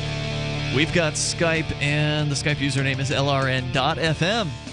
Whether it's the impending split of Bitcoin that's on your mind, I could tell you, I'm actually surprised there hasn't been more chatter about this in some of the circles. I think everybody's wondering what to do, and for those people that are wondering what to do, you need to have your Bitcoins in what they call a non-custodial wallet. Now, what that means is that you either have custody, somebody either has custody of your Bitcoins. Somebody who's not you. Right. Somebody who's not you. That's a custodial wallet. Has a custody of your Bitcoins, right. Like in the case of Coinbase. That's a real good example. Yep. They're taking your Bitcoins, adding it to a big pool of Bitcoins that they've got, and it's all and doing in who there. knows what to it. Right. Whatever they want, because you've given them custody of it. Yep. Now, or say the Jax.io, which is the official wallet of Free Talk Live, that is a non-custodial wallet, meaning no one has custody of your Bitcoins except for you. Right. Jax is set up so that, it's an app that has encryption on it. Jax doesn't have your Bitcoins. They don't. You can't call up Jax and say, I done lost my password. Sorry, they're gone forever. What do I do? Yep. If you didn't back it up and store that someplace safe, then you lose your access. You're done. They'll ask you, did you write down the 12-word mnemonic that we made you click that you understand that needed to be written down before you could proceed, and that it was on a timer that you couldn't just immediately click it? You had to wait to read it. Yep. Did you write that down? well, no, I wouldn't write that down. I didn't read that stuff at all. Say bye-bye. Your Bitcoins are irrecoverable. Right. That's how that goes. Like custody has with it responsibility. You have custody of your Bitcoins. You've got responsibility for them. Now, if Coinbase tomorrow has your Bitcoins, you're not going to get this Bitcoin Cash. You're not going to get any of these forks. They've made it clear. But if you have you're in a non-custodial wallet like Jax.io, you'll be fine. Yes, that's correct. Now, Jax is going to implement the Bitcoin Cash split off the fork as soon as they can. It's probably not going to be ready tomorrow. So just keep that in mind if you wanted to get quick access to it. Now, I did hear some interesting fear, uncertainty, and doubt today. Oh, yeah. The FUD is flying. So this was something I thought would be interesting to share. So a lot of people are going to want to get this Bitcoin Cash. So again, for those just tuning in, Bitcoin, the world's first decentralized cryptocurrency, is going to likely split into 2 different Bitcoins tomorrow morning around 8:20. And so some people are going to want to get access to that Bitcoin Cash very quickly in order to begin trading. Let's say you are completely against Bitcoin Cash and you want to sell all of your Bitcoin Cash. Well, first you have to get it. And so there's different ways to get your hands on it sooner rather than later. One way is to put it into an exchange tonight. So like the Kraken exchange or the Bitfinex exchange. There's a whole list of them over at bitcoincash.org. Yeah, there's a lot of exchanges that are doing really well because they've said that they're going to handle Bitcoin Cash. The ones that say they're not going to, well, people are fleeing There's a run those. on the banks for those things. Just a little advice to maybe provide your customers with options. The problem, of course, with putting your Bitcoin in an exchange is you're trusting it to somebody else. Now, they say they're going to split it off for you, and I believe that they will. But if they happen to get hacked in the meantime and lose, all your Bitcoin, then, well, say bye-bye because, again, you trusted somebody else with that. So that's the risk if you're going to put it in an exchange. Anytime your cryptocurrencies are in an exchange, they're at risk. So just keep that in mind if you're going to do that tonight. Just remember that, tomorrow morning, once the split happens, you probably want to get it off of the exchange if you're willing to risk putting it there in the first place. But otherwise, the fear, uncertainty, and doubt that I heard today, Mark, was about those who are going to do it the other way. So there's the putting it on the exchange and letting them split it for you. Then there's you install the Bitcoin ABC full node software on your computer, load up your private keys into that once the split happens, and then you'll have Bitcoin Cash there, which you can then send to an exchange and sell it or whatever it is you want to do with it. But the fear, uncertainty, and doubt that I had heard was, well, how do you know the person who programmed this Bitcoin Cash program is trustworthy? Because you're having to give that person your private keys for Bitcoin. Because remember, it's the same exact private key that will give you access to your original Bitcoin that then gives you access to this new Bitcoin Cash, which means that you're giving a program access to your private keys for Bitcoin. So if there is a malicious actor who programmed that program, they could be using it to gain access to your original Bitcoin. I'd like to reiterate what my advice has been during this, and that is hold. Just hold. Which means you don't have to acquire the Bitcoin Cash the day afterwards if you don't, if you're not in a rush to get it. It's going to sit there in that address forever until you decide to go and access it. And I mean, presumably the Bitcoin ABC software, that's the sort of the official channel for Bitcoin Cash, that software I'm sure is open source. But the question still remains, has anyone actually really looked into it? At what level? I could presume that they have, but I don't really know. And what about all the rest of them? Who's programming these programs, and should we actually trust them with our private keys? Well, that's the fear, uncertainty, and doubt that I heard today. It's interesting. I agree with this, and I don't like this whole third party. I'm very careful with my private keys, with my Bitcoin and that sort of thing. I don't just trust something because it's said to. I did one time though, and it worked out for me. I got a vanity address, and this would have been in, I think, 2011. Yep. I got a vanity address. And I got one then too. Yep. I've had that vanity address for years now, and I've never had a single problem with it. So I'm going to presume that you trusted somebody, though, to get that address. I did. With the generator of that address, basically that person had to have your private key before they gave it over to you because they were the ones who generated it for you. It was a website, right? Yep, it was a website. Yeah. It was referred to me by Charlie Shrim, the man who basically said that basically Bitcoin wouldn't exist if it wasn't for Free Talk Live. I think you wrote that quote down, as a matter of fact. Yeah, he was on our show recently. Charlie is one of the folks over behind Jax, the official wallet of Free Talk Live at jaxx.io. Bitcoin would not even exist if it wasn't for you guys, Charlie Shrim. I mean, that's pretty big praise. So, gosh, thanks. I don't know if I agree with that sentiment. I don't have to agree with it. It's just he quoted. said it. Yes. He did say it.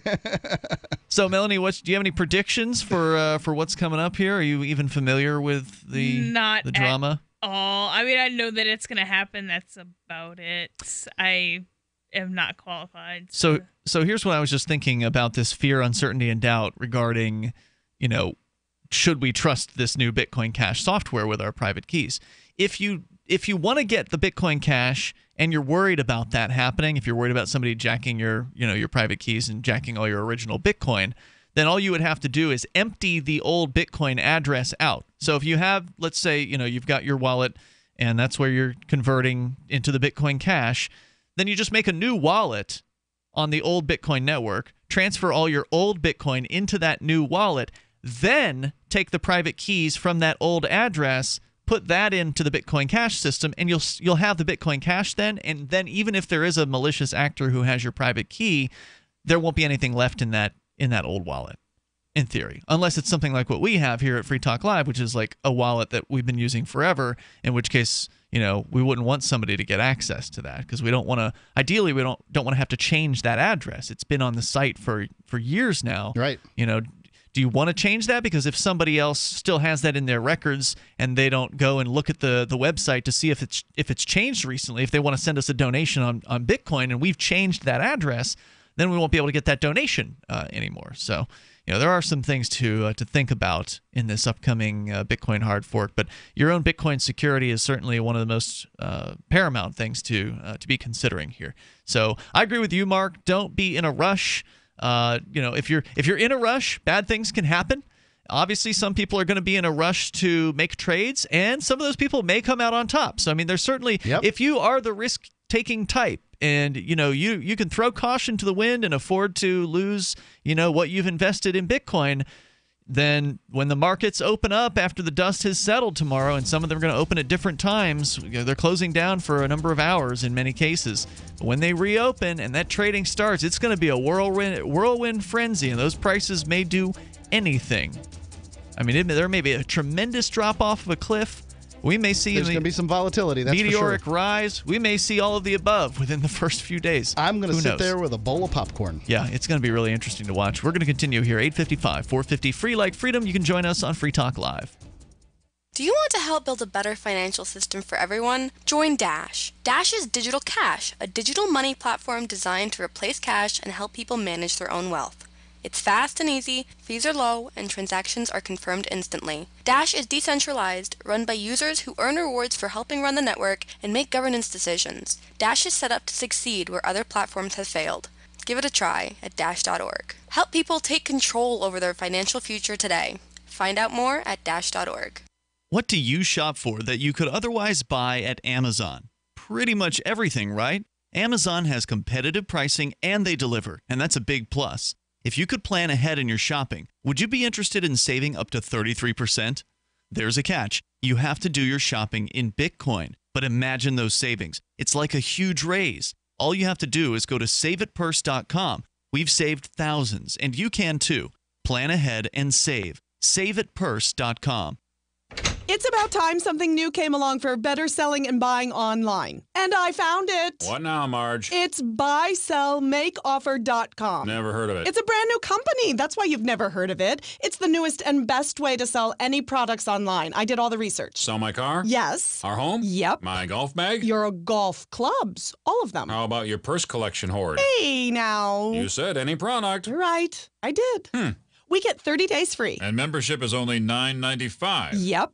And buysellmakeoffer.com will never charge item fees, ever. Never. And this is cool. Listen to this. You can even use Skype or video to show your items. That's cool. Yes. All we have to do is go to the website, sign up, and then load our stuff to sell. I love this site. BuySellMakeOffer.com. BuySellMakeOffer.com. You got it? BuySellMakeOffer.com. BuySellMakeOffer.com. Better selling, better buying.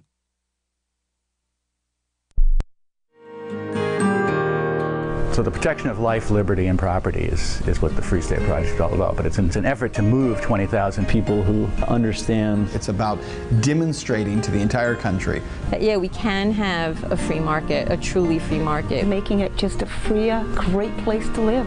It's the world's largest voluntarist libertarian community, and it's only getting bigger. That's amazing, to be able to move to a place where other people passionately believe in being free and independent. What the Free State Project is managing to do, though, is to put their money where their mouth is. It's physically getting up across the country and saying, let's go someplace and let's demonstrate the power of these ideas. There's a lot of kind of philosophy that surrounds liberty. There's a lot of thinking about it and talking about it. But here in New Hampshire, people are doing it.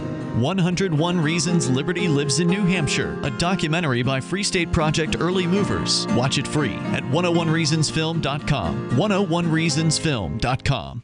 You may already know about the Free Talk Live audio on demand phone line at 641-793-9660. Did you know that not only can you listen to Free Talk Live via your phone, you can also leave a message and have it delivered to Free Talk Live's hosts? To leave us your thoughts, just dial 641-793-9660. That's 641-793-9660. Press 2 for Free Talk Live, and then hit 0 to leave your message.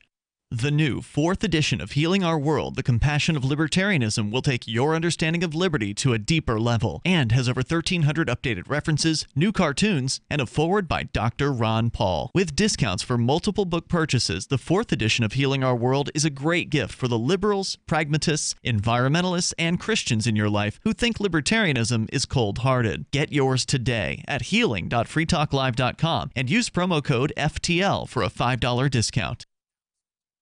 Do you love Twitter? Make sure you favorite the LRN.FM Twitter account so you can receive our tweets at twitter.lrn.fm. That's twitter.lrn.fm.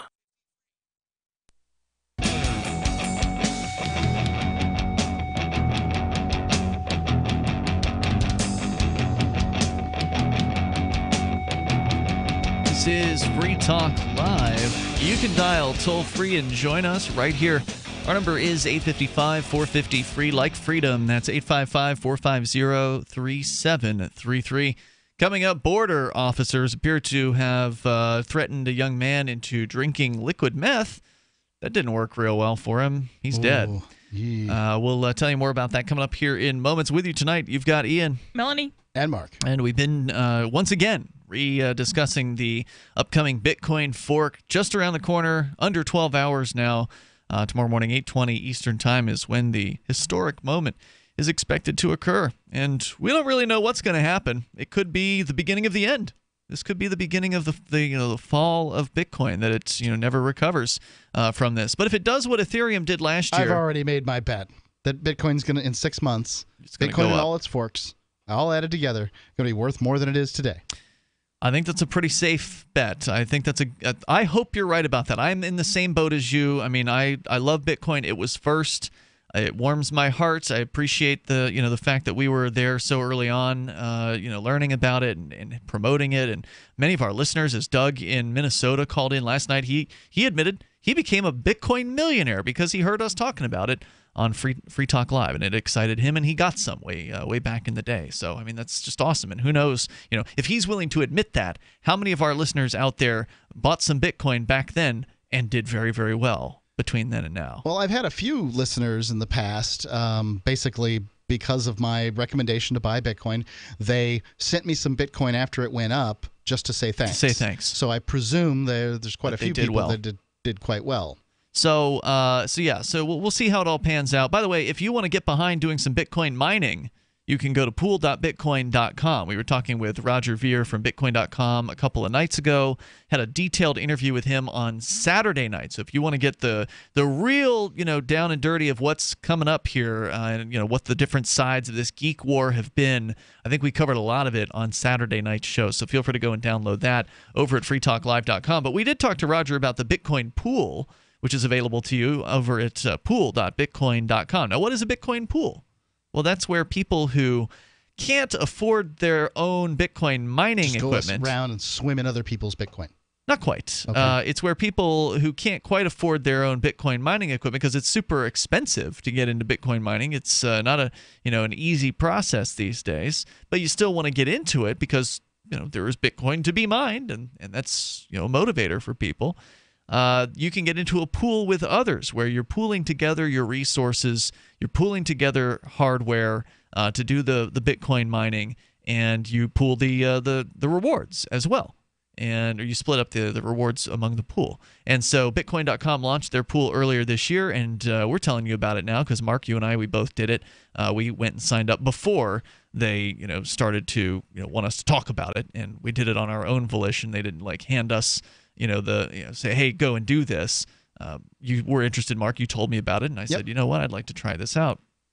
So you did a lifetime contract. I did a 6-month. Now it's the lifetime of the equipment and right, how it's not long my lifetime. Right, how long it remains profitable because the Bitcoin mining is always getting more difficult over time. So that's one of the challenges to doing this thing on your own. Is your equipment is constantly being, becoming obsolete or as outdated as it can be over time. And you've got to kind of keep up with the Joneses, so to speak, in order to even be competitive at this. So that's why getting into this mining pool can help, because then it's Bitcoin.com who's managing all the equipment and upgrades and the technical side of things, and then you just collect on the mining rewards. And there's an easy calculator there that you can use at pool.bitcoin.com that can help you, figure out what you might be able to make off of this. That's pool.bitcoin.com.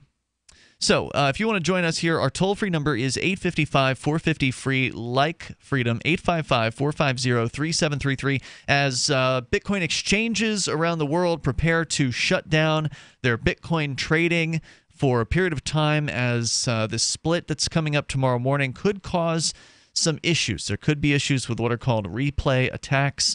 If you send your Bitcoin somewhere after this split, it's risky. So that's another thing we're going to recommend, is that you don't send any Bitcoin anywhere tomorrow if you can avoid it. It'll probably be fine. Probably will be fine.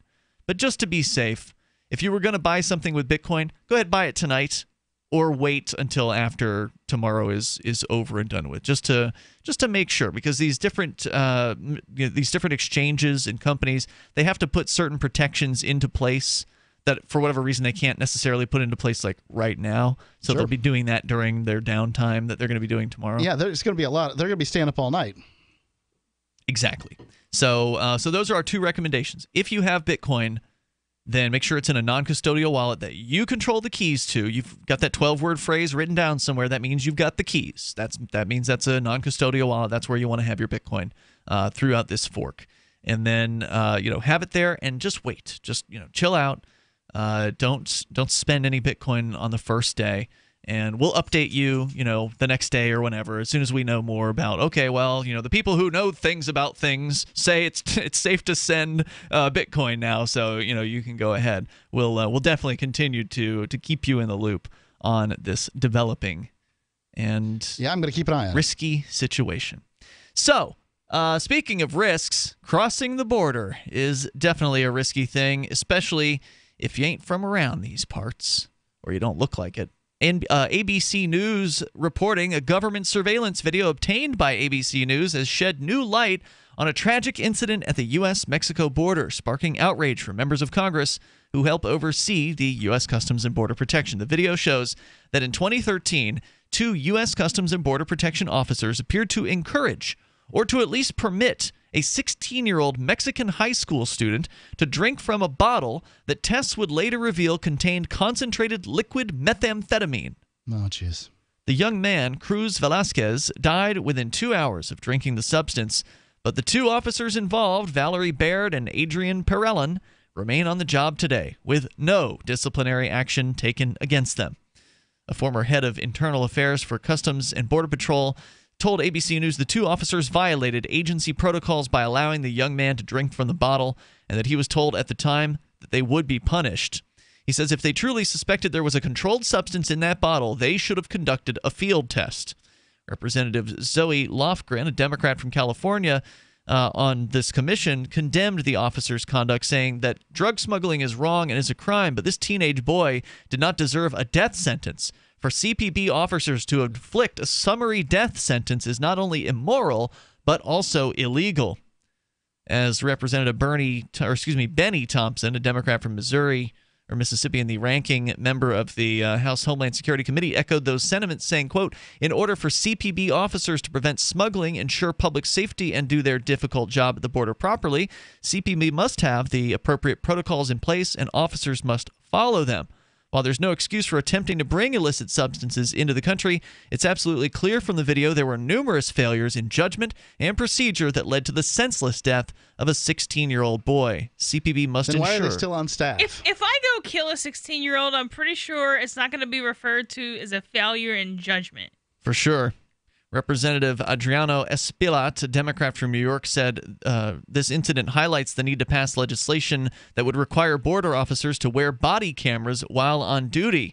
He said undocumented immigrants and green card holders are terrified, and it's critical that we hold officers accountable and ensure that the civil rights of these individuals are not violated. Well, that doesn't mean their rights won't be violated. I think it's important to point out that there's a difference between civil rights and your rights. Well, your civil rights do include not being murdered.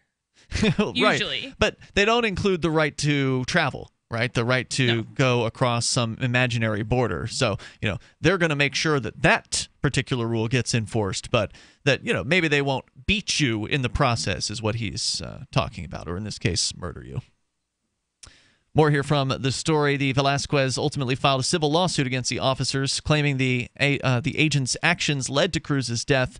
Jean Iredale, their attorney representing them, said, "What you see, I think, is a basic lack of compassion and decency toward a 16-year-old boy, almost a delight that you would see in children who just pull the wings off of flies slowly, a smile when he's being asked to drink something and being put in this position." He's referring to the officers, who you can see in the video smiling and appear to be laughing as they are encouraging this young boy or this young man to drink liquid methamphetamine. I kind of wonder whether this is just sort of a test. Like, did the officers know what was in the bottle? They just, maybe they suspected. You don't smuggle in a jar of water. Understood. But, I think it's a reasonably fair thing to do to ask somebody, hey, what's in the jar? You want to take a swig of that to make sure it's okay? I don't know. Like, how would they know that it was liquid methamphetamines? Well, that's the thing. We're not clear on exactly what the conversation was. The video is just surveillance video, so we don't actually get the audio track, as I understand it. The toll-free number here is 855-450-FREE, 855-450-3733. We'll tell you a little bit more about what the government side of the story is coming up in moments. It's Free Talk Live. Have you ever thought about mining Bitcoin? Did the costs, constant equipment upgrades, and maintenance scare you off? Do you want to make Bitcoin every day in the same mining pool that Ian and I do? Pool.bitcoin.com. There's a 100% uptime guarantee. The website's easy to use, and you can calculate what you're going to make right there on the website at pool.bitcoin.com. Help steer Bitcoin towards the liberating currency that Satoshi Nakamoto meant it to be. I'm not just making money at pool.bitcoin.com. I'm doing activism while I sleep. Pool.bitcoin.com. What's more profitable, running your business or doing bookkeeping? Doing your business, of course, but you want to keep your books so that you can maximize your tax savings, right? What if I told you that there's a person that's a bookkeeper, accountant, and law school graduate that's also a hardcore libertarian? My name is Melanie Johnson, and I hate the state. I will aggressively help you to minimize your tax exposure and maximize profits, all while staying within the law. Melanie's your best choice for your taxes and bookkeeping needs. Go to tax.freetalklive.com and check out our website, tax.freetalklive.com. Cell 411 is a free app for Android and iOS that replaces government-controlled 911. Cell 411 allows you to preset a group of friends or private organizations to show up at any emergency. Cell 411 is a nightmare for the state because it proves their so-called services aren't needed. Cell 411 has had thousands of installs, and of course it's covered by the BIPCOT no government license. Cell 411 because your friends won't shoot you when you're in trouble. Without the government, who would build the emergency services? You and Cell 411. Get it today at getcell411.com. There are lots of ways to listen to Free Talk Live. Our podcast has been around since podcasts began, and now the FTL feed is loaded with content besides our full show archives. Did you know that we make it easy for you to customize your podcast subscriptions? We have different feeds, one that includes only our full shows, one with just the Daily Digest, and one with just the Edgington Post. You decide what you listen to. It's quick and easy to customize your feeds at feeds.freetalklive.com. That's feeds.freetalklive.com. You're listening to the live edition of Free Talk Live. Hour number 3 is next after the news here on the Liberty Radio Network at LRN.FM. From Keene in the Shire, the Liberty Media capital of the world, this is Daryl W. Perry, host of FPP Radio News for Monday, July 31st, 2017. Silver is trading at $16.86 per ounce. Gold is valued at $1,269 per ounce. Bitcoin is trading at 3.3 cents, and the average price of Bitcoin is $2,797. Antiwar.com reports U.S. B-1 bombers escorted by South Korean fighters spent about 10 hours over the weekend flying around the Korean Peninsula in what Air Force officials are describing as a show of force intended to be a direct response to North Korea's most recent missile test. B-1s are long-range strategic bombers designed specifically to drop nuclear bombs on targets. Though it's not known if the B-1 bombers in this case had nuclear weapons on board, that was clearly meant to be the message sent to North Korea. Between bomber overflights, warship deployments, and public threats, the U.S. has made shows of force their go-to reaction whenever they want to exhibit displeasure towards North Korea after missile tests and the like. That North Korea has been developing the missiles specifically as a deterrent for what they see as an imminent U.S. invasion. This ultimately makes the U.S. reaction counterproductive, just ensuring that tensions remain high and that North Korea will keep scrambling to improve its retaliatory capabilities. Are you an advocate for free market money? Do you promote Bitcoin as an alternative in a fiat-centric world? Then you need Spendabit in your arsenal, the search engine for things you can buy with Bitcoin. Spendabit aggregates millions of products from thousands of Bitcoin-enabled merchants. Keep your money in the free economy. Visit spendabit.co today. Bitcoin merchants, ask about our merchant suite to reach even more customers. Spendabit.co.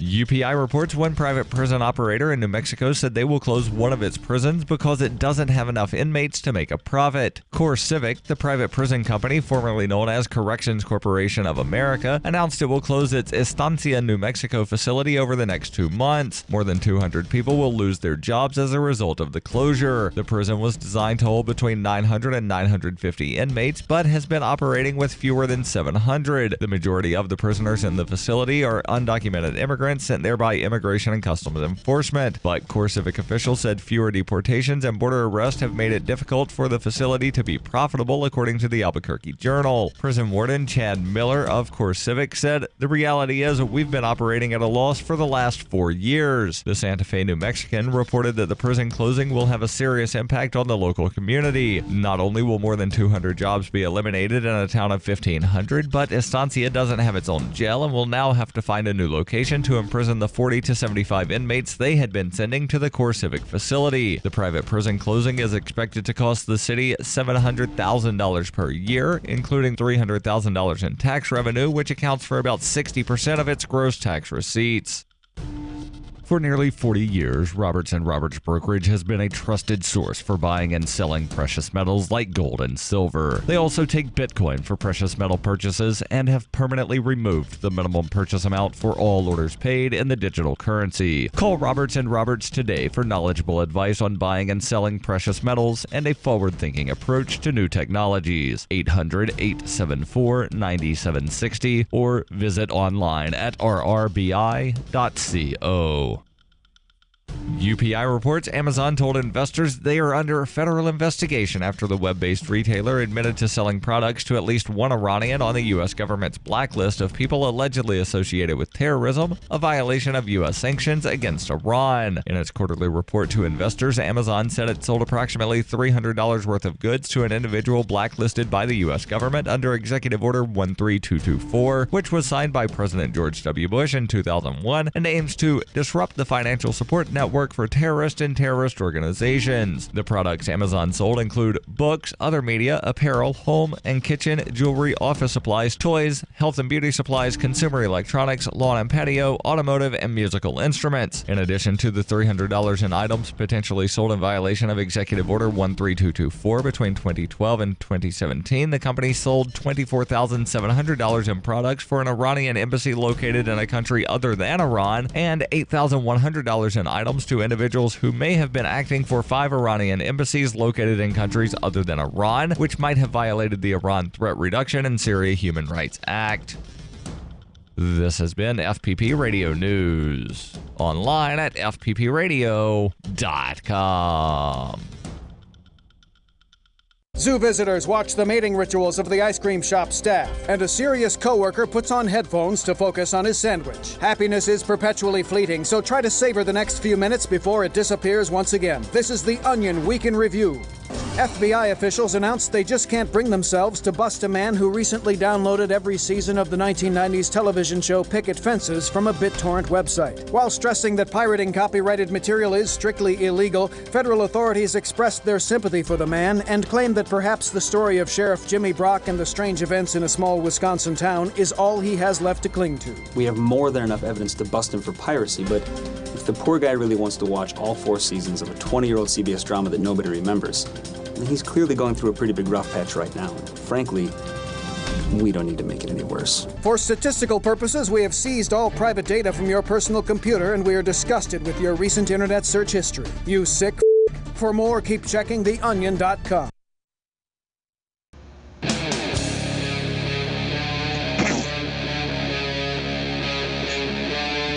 Free Talk Live. It's Free Talk Live. Dial on in here toll free. Take control of the airwaves. 855-450 free like freedom. 855-450-3733. Apparently, breaking news today that Joe Arpaio, the so-called America's toughest sheriff, has been found guilty of criminal contempt. He's going to jail. Well, maybe. He's a sheriff. He's not going to jail. If he goes He to was jail, a sheriff. If he goes to jail, it's not going to be for any longer than 6 months. That's the maximum that he can receive for this. That's true, but and you can better believe they're going to give him special protections. That sure isn't pleasant. So I don't want to go to get special protections in jail for the next 6 months. You would if you were a cop. Yeah, you would. They give those guys segregation. You want to be in solitary. They don't get understood, beat. but that is speaking as the person who spent the longest incarcerated in the room. I'm telling you, but you weren't a cop. That wasn't very pleasant. I knew one. I understand that. Was he incarcerated? Military police officer who was incarcerated with me. Yes. So because he was military police, they didn't segregate him. Well, he hadn't arrested anybody in the jail. If he was MP. Right. He just he never told. He never bothered informing them of what he did in the military, and nobody particularly seemed to ask. So I don't know if that's really comparing apples to apples. It's not. Okay. But jail ain't what she used to be. Fair enough. So anyway, we're talking about a tragic situation at a Border Patrol station where a young man at age 16 had died just a couple of hours after border guards seemed to encourage him to drink from a bottle of liquid methamphetamine. We'll tell you more about that story coming up here in moments. Also, of course, you can take control of the airwaves and bring up anything that's on your mind. Let's go to your calls and thoughts here, where if you get on Skype, you can call us at Skype username LRN.FM, and that's where Michael is calling from here. Michael, where are you at tonight? I am in Northeast Ohio this evening. All right, you're on Free Talk Live. Go ahead with your thoughts. Thank you. I heard you guys talking a little bit about the kid about 3 years ago down in Texas, got caught by, or was it San Diego? I think it was actually. Somewhere where Cruz Acevedo was Cruz Velasquez. Velasquez. Thank you. Ended up drinking that meth. I don't know if any of y'all had seen the video that ABC had originally published, but it was it was like 3. It looked kind of like energy drink bottles, but they looked like they were 3 different kinds. Like one was a bit taller, one was a bit shorter and a bit fatter. And they all had, a kind of a sports drink looking substance in it. It's all from what you can see in the grainy video, that is, because it was all just surveillance video. And I apologize, I'm horrible with names. Mark, I believe, Yes. right before the news had said, was saying, well, how are they supposed to know what was in the bottles? Which, he makes a point. They're not, the bottles aren't the Border Patrol agents. They're belonging to this kid who they're questioning. But they see this kind of stuff day in and day out. And, how are they supposed to know? They have the tests. They have tests that I'm almost positive they have the kind of test where they can easily do the field test. If I think that something's water, or yes if I think that something's an energy drink, and I'm not looking for energy drinks as contraband, I'm not gonna be like, oh yeah, well, why don't you drink it? Yeah, it seems So whenever the fact I'm going that they told him to drink it, to me, tells me that they knew that it was something that shouldn't be drank. What it tells me that it could be is they just don't want to take the time to do the test, and if the guy's willing to drink the stuff, then be gone with you, go about your way. If you're not willing to drink this stuff, then okay, we'll drag out the tests and do all this and give it the what for. I with the information that we've been presented up to this point, I think that I'm not ready to bring the hammer down. Look, I just had an article that somebody reshared from 2014 where a woman was put in jail in Florida for many, many days for a spoon that had dried up SpaghettiO on it because a cop thought that was a piece of drugs, meth or something. I'm not exactly sure. Crack, hell, I don't know. But he thought it was something. So in this instance, the guy, he's overzealous and does something. In the instance we're talking about here, it seems like they're underzealous. These people can't win. Well, I don't know, because you're talking about neither one of them are following procedure. This is not underzealous. Exactly. They're winning fine. They haven't been punished for this. They all have, standard operating protocol. They have their procedures that they should be that they're required to follow on the job. And whether or not they're pulling over some dude and he's covered in a white dust, they can check to see if it's cocaine or meth. Right. It's not the official procedure to say, hey, buddy, why don't you lick all that white dust off of you and show us what that is. If TSA is going to throw me or make me throw my bottle of water out, even though it's brand new and sealed, throw it out before I go through their checks before I can get on an airplane, make the kid do the same thing there. You don't have to make him drink it, knowing, good and well that it's more than likely a controlled substance, something like meth, and knowing that what he's doing, that kid just OD'd now. Hey, take another sip. But even if it is just an energy drink, making somebody drink however much of 3 energy drinks, not particularly the best thing for you either. Oh, I'm willing to concur that this was sloppy police work, sloppy security work. They should have. They thought it was even more sloppy work on a lot of the federal prosecutors that are refusing to bring charges, and a lot of the Border Patrol supervisors and a lot of the administration there that's still allowing these people 3 years on to do the exact same thing. It's failure to it's laziness on every single level. Right on. All I can say is that when we're looking at this situation, and if they made this choice out of just laziness, I don't think that they need to be hung. I from think the they made the choice because that's what you think. Well, yes. they're laughing about it. Hung, but why don't we send it in front of 12 angry people? Let's send it to a trial. Oh, my God. You know what happens with trials on government agents? I mean, it might as well be a rubber stamp. They're not going to convict the guy for killing a drug dealer. Exactly. They're never going to convict him because they're never going to even take it to court. That's true as well. But even if they did take it. That's just another part of the problem. According to the story here, Mark, the video, which aired for the first time Friday on Good Morning America, as well as Nightline 2020 and so on, is part of a year-long investigation of Customs and Border Protection conducted by ABC News and the Investigative Fund, showing that Velazquez, the young man here, 16 years old, took 4 drinks from the bottle, and officers appear to repeatedly encourage him with hand gestures. The Velazquez family ultimately filed a civil lawsuit against the officers and the agency, claiming that their actions led to Cruz's death. Glenn Ardale, their attorney, says it's a basic lack of compassion and decency. Both officers, who declined through their attorneys to be interviewed, denied asking Velazquez to drink from the bottle, and the official report called the incident an accident. Officer Perelian claimed I always accidentally kidnap people and make them drink meth. Claimed Velazquez volunteered to take a drink. Now, look, it just seems unlikely to me that the story that they're claiming here is true. If they're saying they didn't ask him to drink from the bottle, I don't believe that for a moment, because they have the bottles. It's not like he's just got a bottle of, energy drink in his hands and he's can I sip this? Yeah, just drinking it in front of him there. The officers take these bottles. I watched enough of the footage here during the show. The officers take the bottles out of the bag. She's, one of the female officers, she's shaking it around. She's looking at it. She's turning it upside down. She's turning it back up, and she puts it on the counter. And it's a really interesting energy drink, if that's what you really believe it is. She even hands it on over and then sets it down in front of the young man. So, I mean, come on. They don't have the audio track because it's just, a surveillance video. But the motions of the officers that are involved in this. I mean, you know how cops are when they find something, right? They found something in the car. They, shake it at you and they ask you questions about it. You know what this is? Where'd this come from? What's in here? Asking them the 50 questions about it. And why don't you take a swig from it? You say it's an energy drink. Well, why don't you just prove it here, son? Here you go.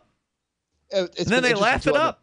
And they're laughing. Like, watching someone drink an energy drink isn't humorous. So why are you laughing if you think it's an energy drink? Right. Go ahead, Michael. I was going to say, I've been reading a lot of this from the Washington Post. I saw the video the other day. I've been reading the Washington Post. They got in touch with the U.S. Attorney's Office in California. No comment, but apparently nobody is filing charges in any of this. Probably because they can't prove the case. The kid's dead. He can't talk. There's more coming up here. If you got more, Michael, it sounds like you've done some research. You're welcome to stick. We'll continue the discussion here. 855 450 free, like freedom. This is Free Talk Live.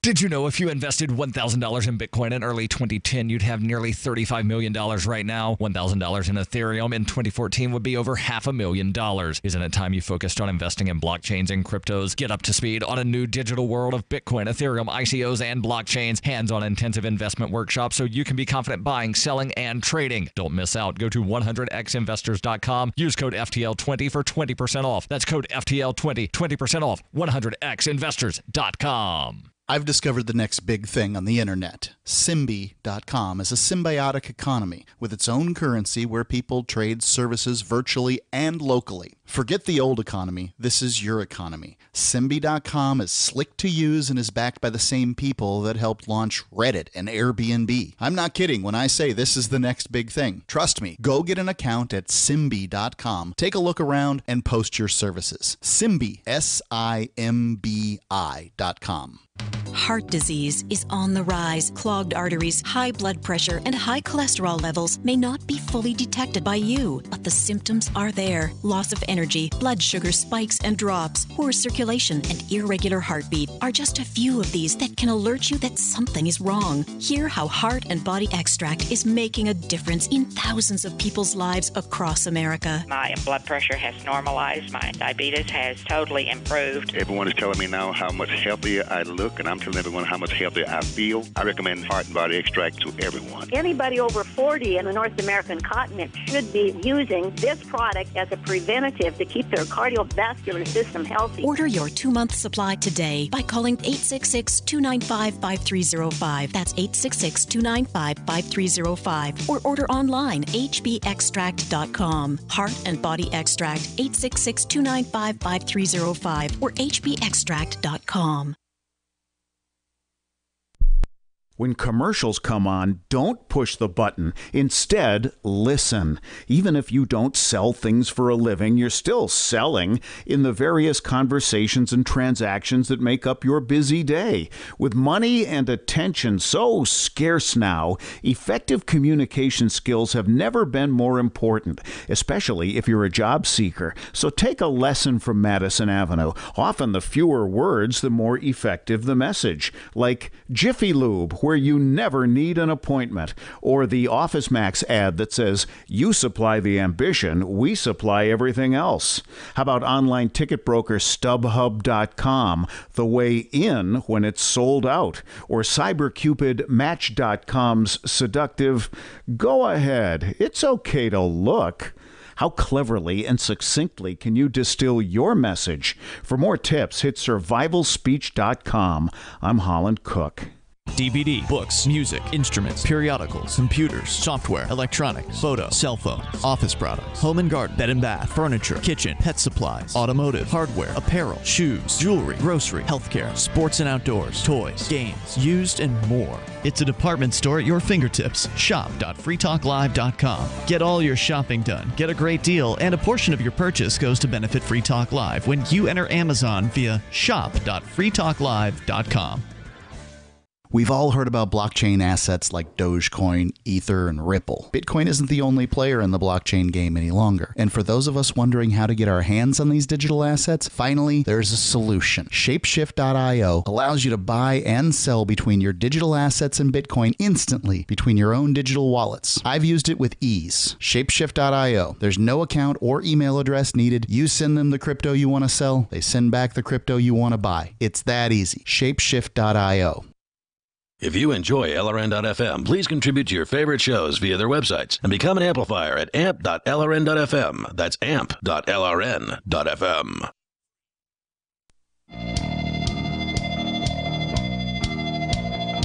It's Free Talk Live. You can dial in toll-free here as we're sharing a pretty horrifying story about just terrible bureaucrats being as, rude and nasty and jaded towards the people, the human beings that they are dealing with on a day-to-day basis as they could possibly be.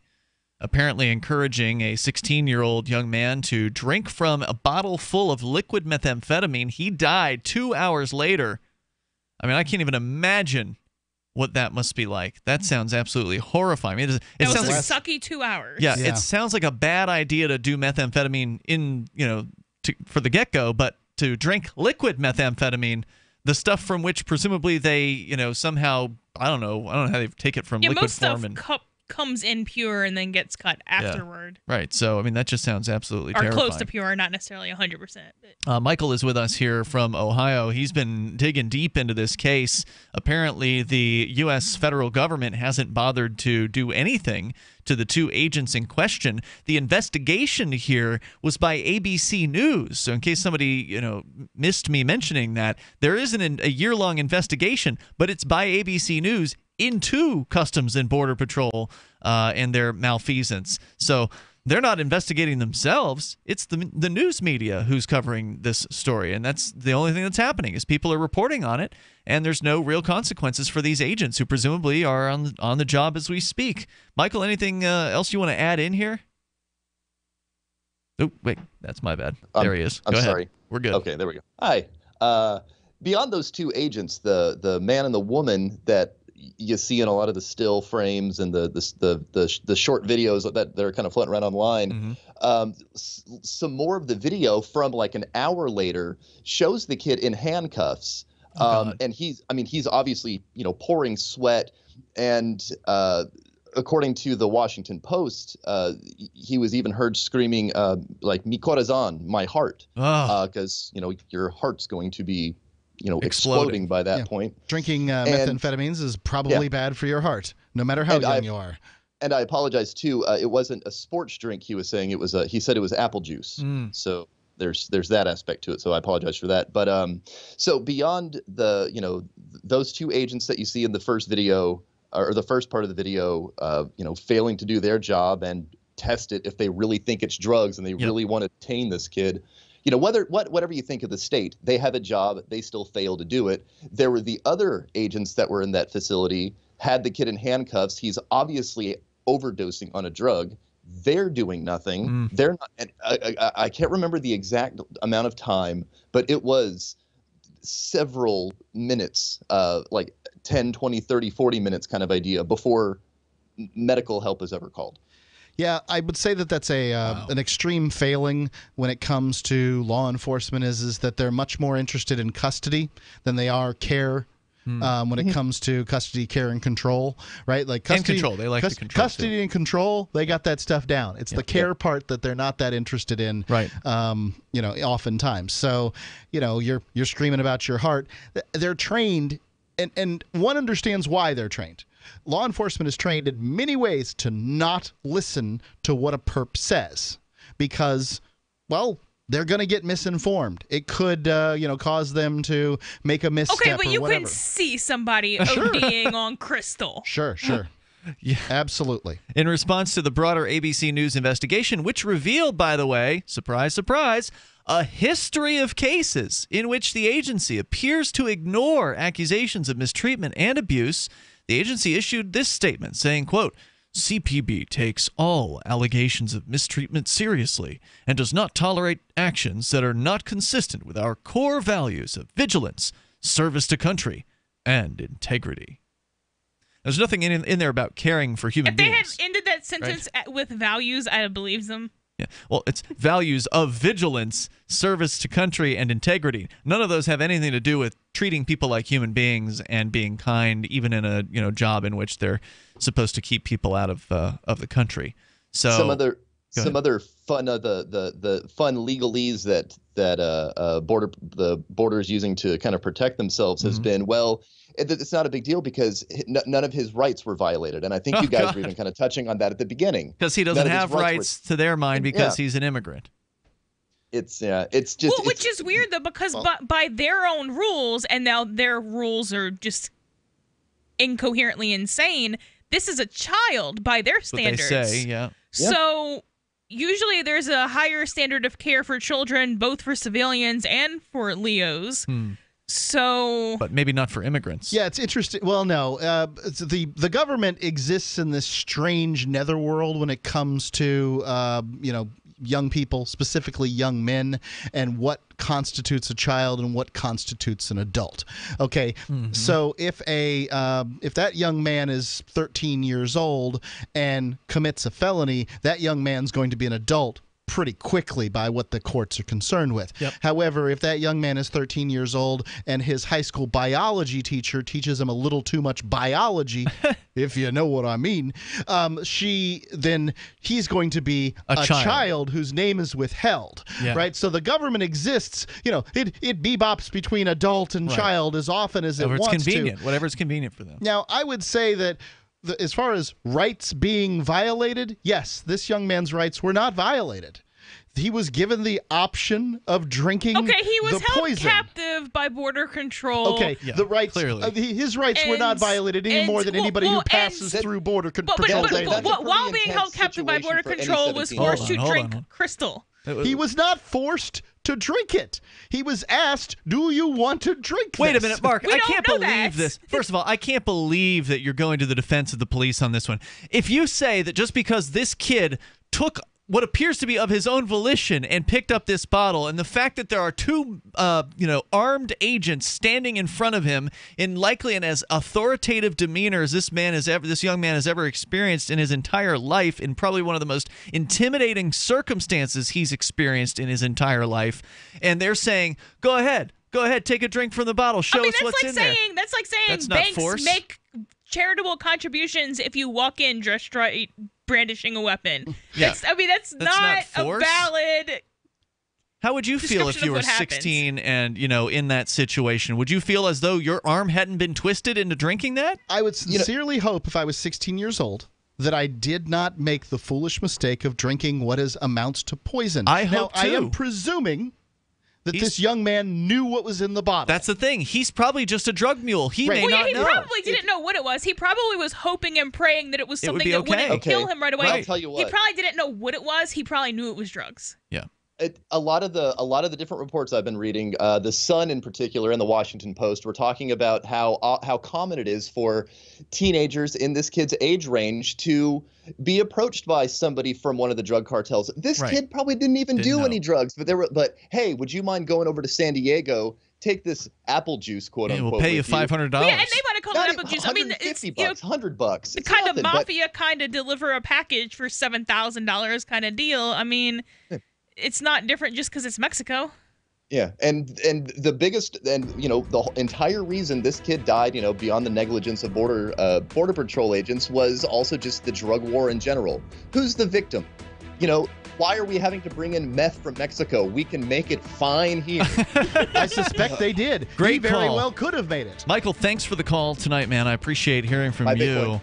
Yeah, well, it's a crazy story. The toll-free number here is 855-450-FREE, like freedom, 855-450-3733. This is Free Talk Live.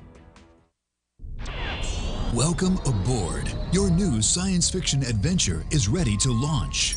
Discover an amazing journey at GalaxyQuestBooks.com. Start a new sci-fi adventure with the Guardian series, a classic sci-fi mystery that starts 500 years in the future. From author D. Arthur Gussner. Series available from Barnes & Noble or Amazon as paperback or ebooks. GalaxyQuestBooks.com, where the adventure begins. Love or loathe him, Donald J. Trump is our 45th president. There is no denying now that Trump will go down in history, both despised and admired. Commemorate Trump's presidency with your very own Trump silver bust from TrumpSilverStatue.com. This museum-quality heirloom Trump silver statue bust is hand-cast from 20 troy ounces of silver, a great investment. From TrumpSilverStatue.com. Loathed or loved, own a valuable piece of Trump's legacy. Get your solid silver Trump bust today at TrumpSilverStatue.com. Free Talk Live. Tricia, you deserve the forgiveness. Absolutely. I know that it feels like you've made some mistakes, and you know what? You have made mistakes. Now, it doesn't feel like this. Who hasn't? Right. A, it doesn't make any sense for you to continue to beat yourself up. You're not going to get anything out of it. Nobody else is going to get anything out of it. That's but true. B, you would give the forgiveness to somebody else. You deserve that forgiveness for yourself. And only you can give it to yourself. I mean, and I think forgiveness is about moving on for yourself, being able to come to a position in your own mind where you're ready to just accept what went wrong and try your best to do better in the future. And find self-assess and find areas that you can improve. And I think, bringing forgiveness to the table for yourself is one of the most important things that you can do. Free Talk Live, 7 nights a week from 7 to 10 Eastern. Live on the Liberty Radio Network at LRN.FM. There's no better app for tracking the value of cryptocurrencies than CoinCap. I've had a lot of apps for tracking Bitcoin, but none that's ever been able to track 500 digital assets at once. Their best feature is the Altfolio. I love this thing. You enter how many Bitcoins, Ether, Dash, Doge, or whatever else you have, and it tells you how much your crypto is worth. You can watch yourself get rich. If you have crypto, go right now to CoinCap.io, or you can use the Apple Store or Google Play to get the app. I love CoinCap. CoinCap.io. The 3 most important things you can do for Free Talk Live are: 1, share 1 episode a week on Facebook or in some other social networking site. 2, buy the things you buy online through shop.freetalklive.com. 3, give $5 a month to the AMP program. It's my firm belief that Free Talk Live's AMP program is the best use of your charitable dollar among liberty-oriented organizations. Support all the organizations you love, but make sure you give $5 a month to AMP at amp.freetalklive.com. Is spreading the message of liberty, cryptocurrency, and peace around the globe worth $2 per month to you? As you may already know, in addition to our internet feed, LRN.FM broadcasts on free-to-air satellite across North and Central America, as well as Sub-Saharan Africa. And we've been available on satellite for free 24/7 since 2010. The LRN.FM free-to-air satellite signal is reaching some of the most oppressive regimes in the world, and there's no doubt our ideas are making an impact. You can learn more about the channel's impact by watching the 3-minute video at fund.lrn.fm. If you'd like to help free minds globally with our ideas of liberty, cryptocurrency, and peace, you can donate as little as $2 per month via fund.lrn.fm. You can help us continue and expand our satellite broadcast to multiple continents. Visit fund.lrn.fm today, and thank you for your help. Don't forget to share the link on social media. That's fund.lrn.fm. You can put the Liberty Radio Network on the air in your area. Visit broadcast.lrn.fm to learn how. Broadcast.lrn.fm.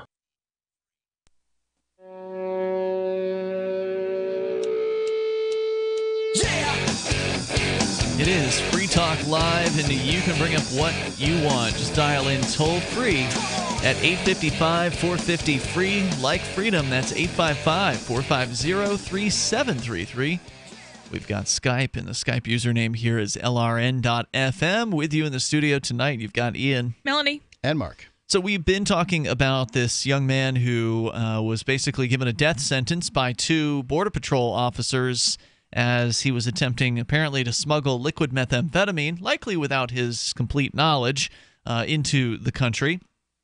He drank from that bottle at the appeared insistence of the agents, and they laughed as he swigged, like 4 swigs, and ultimately ended up dying like within 2 hours after he did that. So that's what we are discussing. You're welcome to join us. You can bring up whatever you want. Our toll-free number here is 855-450-FREE, like freedom, 855-450-3733. Now, it's not tax season right now, but that doesn't mean that you don't need help with the books. And Melanie, you've got a thing that you do called accounting, and that's kind of your thing. That's what you do for the daytime times.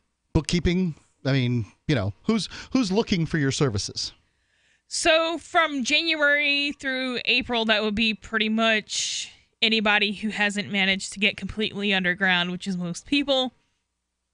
Outside of that, mainly small business owners.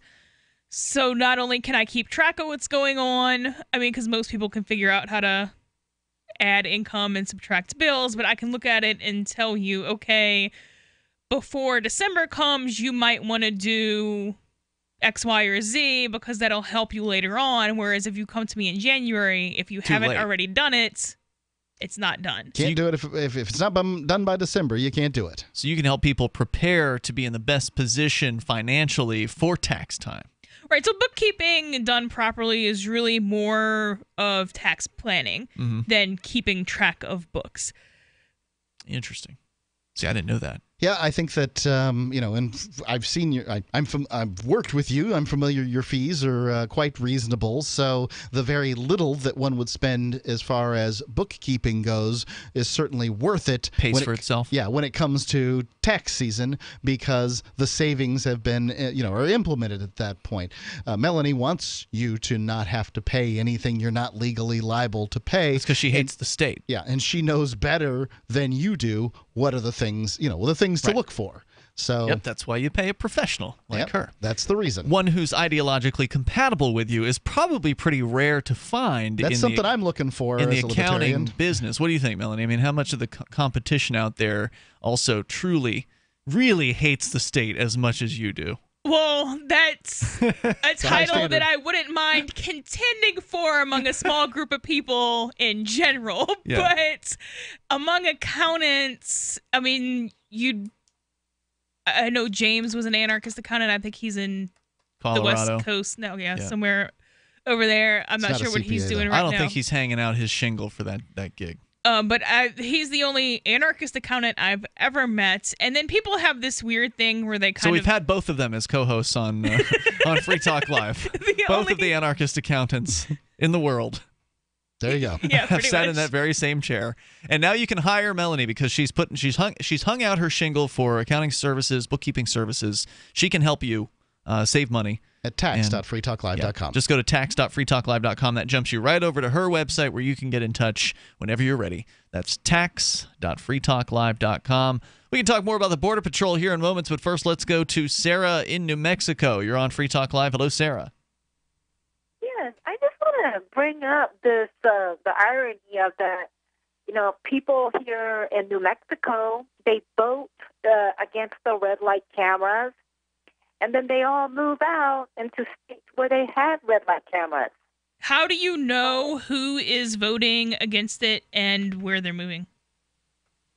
Well, we had an election on the red light cameras here in Albuquerque, and 3,000 people voted against it.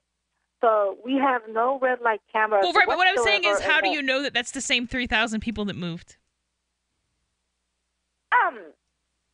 No, I'm not saying it's those people, but the thing is, people are moving out of our state, like 30,000 people, like 6,000 people per year.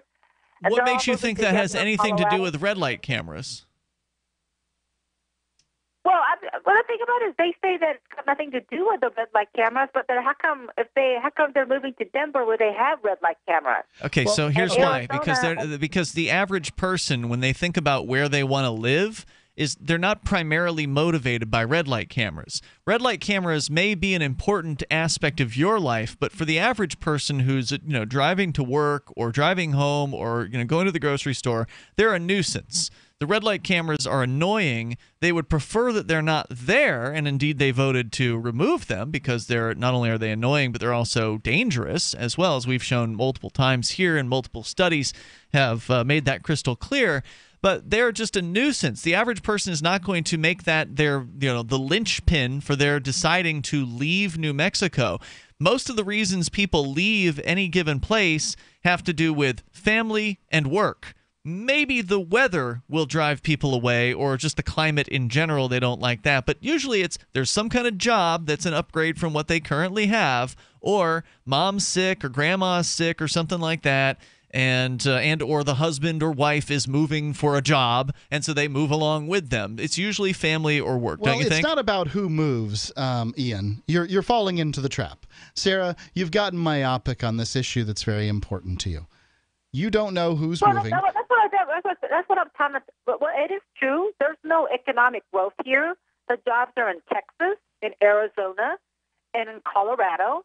So they're all moving out of the state. That's why. But those are the places, and because they have economic growth, they have job growth, but they all have red light cameras. Okay, but if somebody's making $20,000 a year and they get a job offer in another state for $80,000 a year, the fact that the other state has red light cameras that they don't like is not going to stop them. Sarah, New Hampshire has the highest median income of any state in the union, and from what I can tell, just about any country in Europe.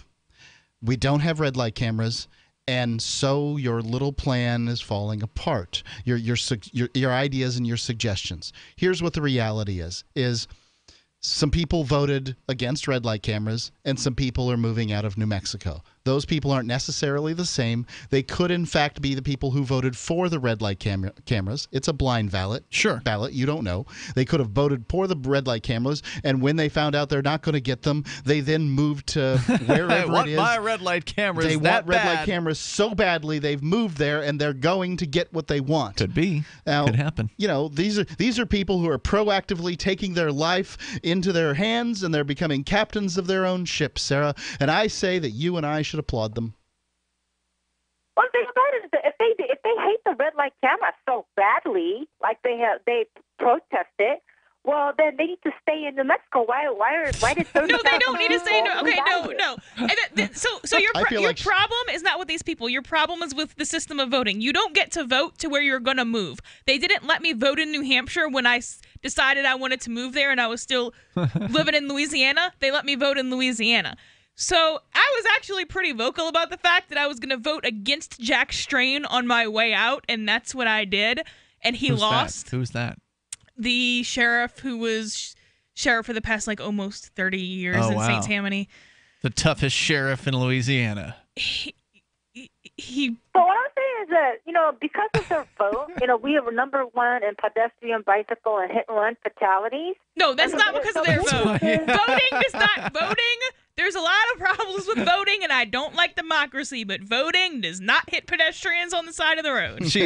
Thanks for the call. It was great, Sarah. Appreciate that. I feel like Sarah and I should get married because she certainly doesn't listen to me. Yeah, no, she doesn't listen to any of us. She's got her one track. Yeah, she's on. She's gonna keep on chugging. Just gonna go on down that track. I mean, that's what voting is. You take a snapshot of people who are living in a geographical area on today, and you let them make the rules. That's what voting is. If you have a problem with them moving later, your issue is with democracy or with republics, not with these people. Maybe she needs to, propose a Great Wall of New Mexico to keep people from moving out. Now, that's an idea. They did it in East Berlin. The toll-free number here tonight, 855-450-FREE. Like freedom, you can join us here. This is Free Talk Live. Dash is digital cash, a digital currency designed to replace cash and help people manage their own wealth. It's fast and easy, fees are low, and transactions are confirmed instantly. Pay anyone, anywhere in the world, anytime for just pennies on the dollar. Dash is the first digital money that's governed by its users. Join Dash at dash.org and help build a better financial system for everyone. Find out more at dash.org. DVD, books, music, instruments, periodicals, computers, software, electronics, photo, cell phones, office products, home and garden, bed and bath, furniture, kitchen, pet supplies, automotive, hardware, apparel, shoes, jewelry, grocery, healthcare, sports and outdoors, toys, games, used, and more. It's a department store at your fingertips. Shop.freetalklive.com. Get all your shopping done, get a great deal, and a portion of your purchase goes to benefit Free Talk Live when you enter Amazon via shop.freetalklive.com. Are you happy washing your hands with harsh chemicals? Are you happy doing laundry with detergents? Are you happy paying high prices? Find your happiness with Pure Soap. These all-natural, earth-friendly Pure Soaps are the very best you've ever used. Buy in bulk. Get a 12, 36, or 48-month supply, or get items individually and still save big. You're getting soap products twice as good as what you're using now, earth-friendly and natural soaps. Your family deserves the best. Happiness is 5starsoap.com. Why not put your money up the drain for a change? See them at 5starsoap.com or call 1-800-340-7091 for a catalog. Cal Ben Soap Company can save you thousands of dollars and give you good old-fashioned real soaps that are triple concentrated. Soaps made from vegetable and coconut oils. See their full selection of soaps at 5starsoap.com. That's F-I-V-E starsoap.com. Or call 1-800-340-7091 for a catalog. Hi, I'm Derek J. To me, an activist's calling is to actively work to advance a cause. The cause for which I work is personal freedom. I believe my life is best when I engage in voluntary interactions and self-government.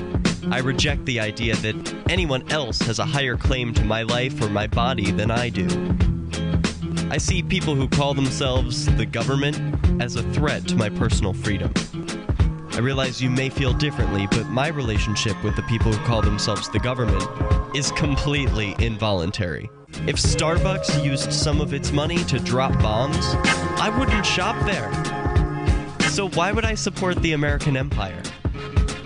The empire does not require my consent. Derek J's Victimless Crime Spree. Watch it for free and order the Director's Cut DVD at victimlesscrimespree.com. That's victimlesscrimespree.com. Did you know you can watch Free Talk Live during our live show 7 days a week from 7 to 10 p.m. Eastern via our studio cams at cam.freetalklive.com? Plus, you can chat with other listeners while you watch, all totally free. Now that our live video stream is hosted by YouTube, our video archives will be online even faster. So be sure to subscribe to our YouTube channel. Listen, watch, and chat all free at cam.freetalklive.com. That's cam.freetalklive.com. When you hear the word lobbyist, you probably think about greedy corporations, but not all lobbyists are the same. Some are fighting for the freedoms you hold dear. Liberty Lobby LLC is doing just that in New Hampshire, working hard to represent you, not some special interest group. You can help by going to libertylobby.info, where your contribution will give us the tools we need to ensure that your voice is heard. Visit libertylobby.info today to find out more. You can connect with the Liberty Radio Network via our Facebook page at facebook.lrn.fm. That's facebook.lrn.fm.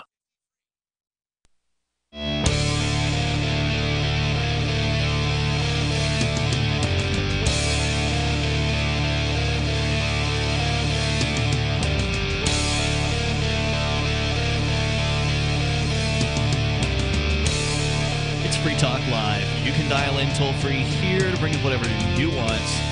Our number is 855-450-FREE, like freedom. That's 855-450-3733. We've got Skype, and the Skype username here is lrn.fm. Don't forget, if you want to help support Free Talk Live, you can do that online by becoming a Free Talk Live amplifier over at amp.freetalklive.com. AMP stands for Advertise, Market, and Promote. And that allows you to help us for $5 a month, help us get on new radio stations around the country, bring new internet listeners on board, expose new people to the ideas of freedom. If that's worth the price of a fancy cup of coffee or a hamburger to you once a month, then please help us out with the AMP program at amp.freetalklive.com. ampamp.freetalklive.com. You'll get cool perks like the new Free Talk Live Forum badge that you get as an amplifier on the new Free Talk Live Forum. Also, we've got the AMP Only Facebook group, the AMP Only podcast, which doesn't have the regular commercials our normal podcast does. And you can get all those bonuses and more just by becoming an amplifier with any major credit card, PayPal, and Bitcoin. So head over to amp.freetalklive.com, ampamp.freetalklive.com. Whether you want to talk about the impending split of the Bitcoin blockchain, which is less than, 11 hours away from right now. You want to talk about that, or Venezuela? We've discussed all those things, but we're in the middle of a story about the Border Patrol agents who appear to encourage strongly a young man to drink some liquid methamphetamine in front of the agents. And I guess that's because they were, they just wanted to F with this kid, and they didn't feel like doing the field test that they're legally supposed to do on suspected drugs. So they had the young man do the field testing for them by swigging 4 times from the bottle and then dying, pretty immediately thereafter, about 2 hours. The caller's point that this is a violation of their protocol, like their jobs is to follow a set of rules. And if they had some kind of suspicion that, whatever this, liquid was not apple juice as stated by the young man, then they had a set of protocols for handling that, as opposed to encouraging him to drink from these bottles. That's right. And now there's a dead body, and the agents have not been in any way punished. Now, there's a bit of an update here from ABC News, who did apparently a year-long investigation that not only revealed this information about this particular incident, but also that there have been a history of cases to which the agency has appeared to ignore accusations of mistreatment and abuse. That's because I'm sure they don't consider these people to be human beings. They're immigrants. They're not from around here. They'll treat them differently. But the agency issued a statement saying they take allegations of mistreatment seriously and does not tolerate actions that are consistent with their core values of vigilance, service to country, and integrity, which, of course, they can argue that it is their service to the country and their vigilance that they had to make this boy drink the methamphetamine from, because they need to keep the drugs out and punish those evil drug dealers. They don't have a value of being kind-hearted or a value of being caring towards other human beings, no matter where they were born in the world, no matter what their background. They don't have that in their mission statement. The Consulate General of Mexico in San Diego released a brief statement to ABC News saying, quote, "The Consulate General in San Diego provided consular and legal assistance to Mr. Cruz Velasquez's family since it learned about his death. This tragic incident highlights the need for greater transparency and accountability in immigration control activities," unquote. Earlier this year, the government of the U.S. paid the teen's family $1 million to settle a lawsuit. But there was no apology or admission of wrongdoing. That's pretty common when it comes to settlements. Because that's not how settlements work. And both officers testified they never received a reprimand for their conduct, a fact that still angers the members of Velasquez's family. How can the government... What did the family get? $1 million. Okay. How can the government allow that? It's like, okay, you can kill someone. They took him as a fool, and who cares? Well, that fool, he was the greatest person I ever knew, says Reina Velasquez, Cruz's sister. ABC News' Matthew Mosk contributed to the story. So just an outrageous, tragic story. And yeah, the family got $1 million, but their son's dead. They're never going to get him back. Yeah. And, the insult to that is the fact that they don't get an apology for it. I mean, oh yeah, they're going to cough up $1 million taxpayer dollars. It's not like the Border Patrol agents have to pay anything. Would you rather have the apology or $1 million? I'd rather have the $1 million, but nonetheless, it's still important to point out how callous that this group of bureaucrats is. Yeah, these apologies cost nothing. Agreed. These particular bureaucrats violated policy. That is not true. It doesn't cost you $1 million to write an apology. I didn't say it costs you $1 million. I said they're not free. Right. And I'm not talking from the air and the energy and you use 1/10 of a calorie. I'm talking from a legal system standpoint that might not be the one thing you want to run around doing. You mean that if they apologize, it's an admission of wrongdoing, and so therefore it opens them to further lawsuits? It doesn't help. Gotcha. Yep, that sounds accurate. Well, obviously the government is quite well protected from lawsuits, and being in the government means you never have to say you're sorry, even if you are paying out $1 million check to somebody. But that doesn't make it any less inhumane of these bureaucrats who just treat people as though they're cattle and that they need to be controlled and herded and taken advantage of, and it's just absolutely horrible. Let's go to Patch. He's in Illinois. Patch, you're on Free Talk Live with Ian, Melanie, and Mark. Hello there.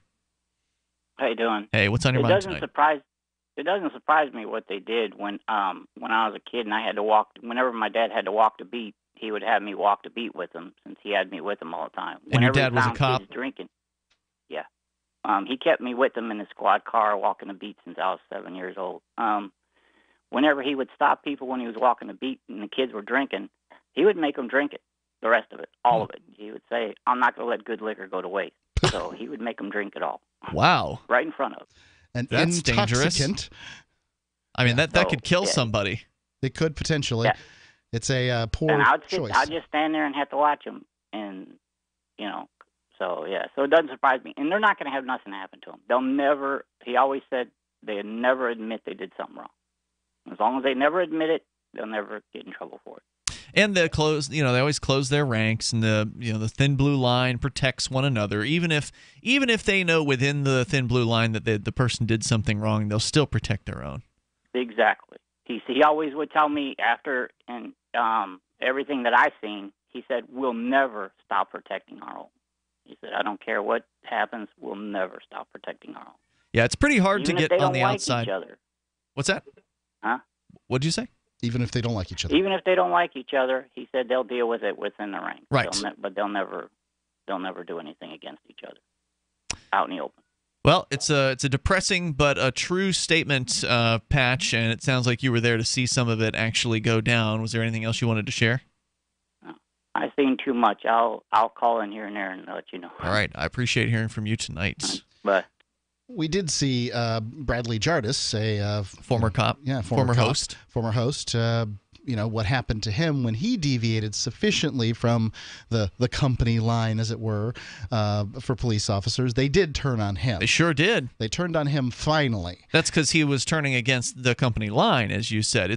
That's different from putting some boy to death in a holding facility. Yeah, I think that I guess there's a point where they'll turn. But that point is a long way from the law. Right, but if they're not law enforcement officers when they're protecting their own. They're going to turn against somebody who breaks the line. If you break the thin blue line and you turn against the gang, then they are going to come at you. Bradley Jardis never testified against a single officer. He turned against the line of going for the war on drugs. He came out against the war on drugs, and they came after him. Yep. Because you're not supposed to come out and speak your own opinions as a police officer. You're supposed to tote the official government line. If you're not going to tote it, at least keep quiet. I think that at least keep quiet. I've seen police officers say, "Look, I'm against the drug war." Sure, they'll tell you it personally, but they won't come out publicly like Brad Jardis did. Yeah, he was the only person at that time who was a standing law enforcement active member. He was an active police officer. You look at the ranks of law enforcement against prohibition. It's a great group. They've recently rebranded as Law Enforcement Action Partnership because they've expanded their issues that they've been talking about, and they're still doing great work. I don't say this to down them, but it's just an observation. If you look at their membership list, they're retired cops through and through. In many cases, yeah. Brad Jardis was the only one, I believe, one or maybe two out of their entire membership at the time that he was active with them that was an actual active on-duty law enforcement officer, and that's why they were able to come at him. And they did. And we're out of time for tonight. Don't forget to connect with Melanie for tax services and accounting and bookkeeping over at tax.freetalklive.com. And we'll join you again tomorrow night. You can join us online in the meantime over at freetalklive.com. And good luck with the fork tomorrow. We'll see you after the maybe after the dust settles. It's not Y2K. We'll still be here. Yeah, we'll still be here. freetalklive.com. Free Press Publications is an independent, alternative media and publishing company founded in June 2009 with the mission of ensuring a free press for the freedom movement and is committed to spreading the message of peace, freedom, love, and liberty. FPP also gives new authors an avenue for publishing freedom-oriented material. FPP brings you daily news and commentary on the website fpp.cc, as well as a daily 5-minute newscast, FPP Radio News, and weekly news, views, and commentary in the FPP Freedom Minute and Peace, Love, Liberty Radio at fppradio.com, and the monthly newspaper FPP News at news.fpp.cc. Find FPP online at fpp.cc. That's fpp.cc, as in Creative Commons. Imagine, if you will, a virtual world, a symbiotic economy with its own currency, where you can barter your services with others. Symbi.com is a marketplace of real people exchanging skills and services, from web developers, marketers, video production specialists, and teachers of all sorts, to gaming consulting or fitness coaching. Symbi.com is a vast world of people trading freely. Take my word for it, it's an adventure you can't afford to miss. Simbi.com. For years, LRN.FM has had a listen line that you can call and listen to LRN.FM anytime. Now we're taking the idea to a new level with the LRN.FM audio on-demand line. You can call 641-793-9660 anytime and listen to LRN.FM's live feed, and you can listen to a bunch of our original shows on demand. Long-distance fees may apply. Just dial 641-793-9660 and choose from the menu. 641-793-9660. The latest episode of Declare Your Independence is next, after the news, here on the Liberty Radio Network, LRN.FM. From Keene in the Shire, the Liberty Media capital of the world, this is Daryl W. Perry, host of FPP Radio News for Monday, July 31st, 2017. Silver is trading at $16.86 per ounce. Gold is valued at $1,269 per ounce. Bitcoin is trading at 3.3 cents, and the average price of Bitcoin is $2,797.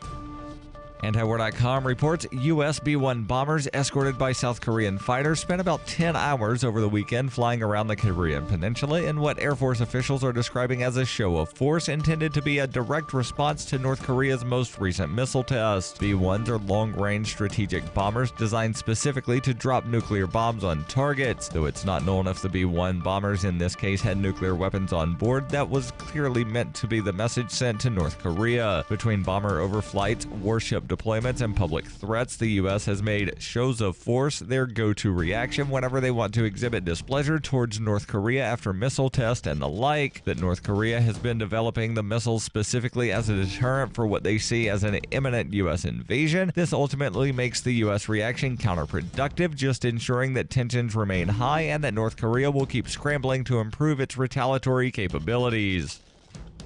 Are you an advocate for free market money? Do you promote Bitcoin as an alternative in a fiat-centric world? Then you need Spend-A-Bit in your arsenal, the search engine for things you can buy with Bitcoin. Spend-A-Bit aggregates millions of products from thousands of Bitcoin-enabled merchants. Keep your money in the free economy. Visit spendabit.co today. Bitcoin merchants, ask about our merchant suite to reach even more customers. Spendabit.co.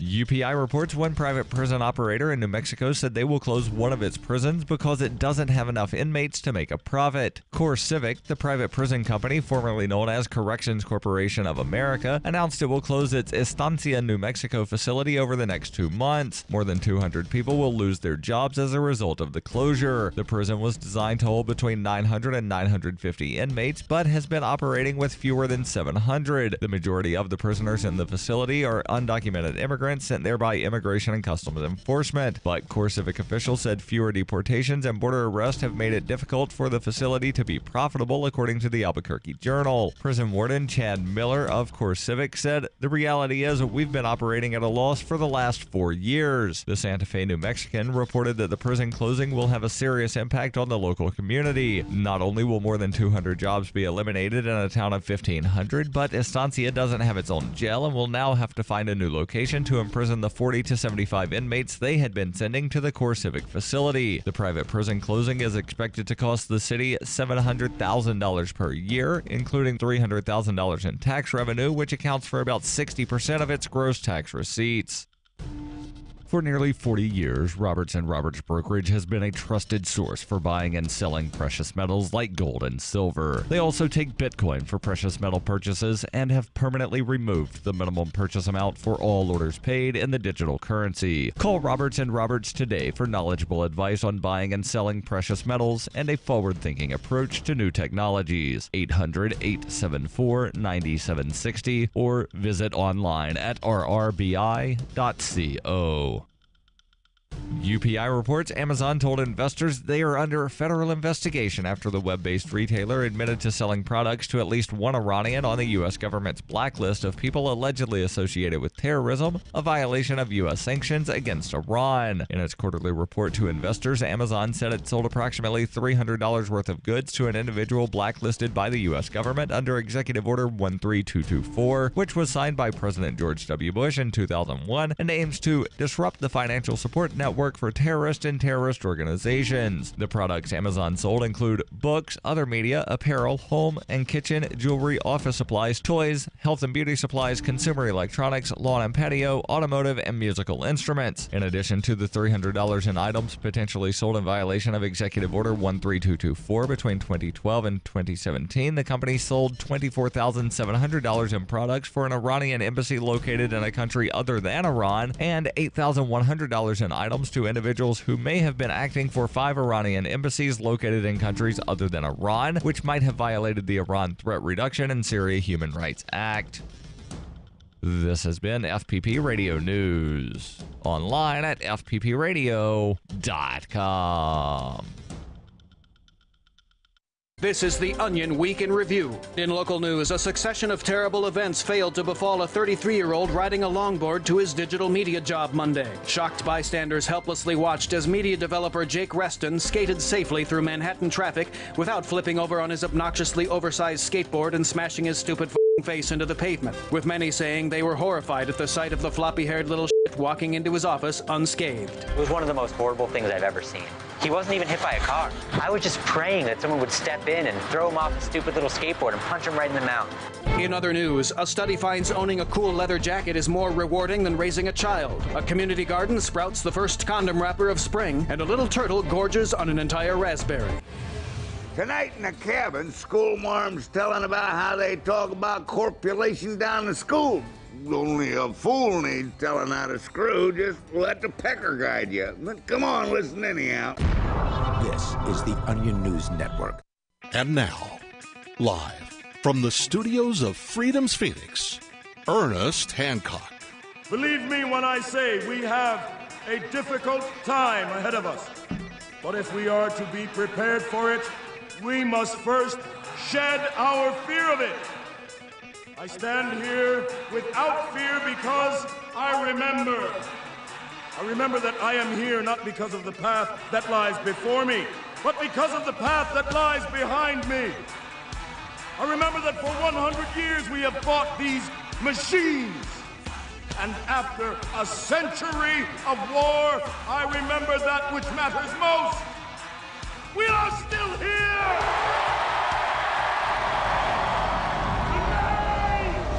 Let us make them remember. We are not afraid!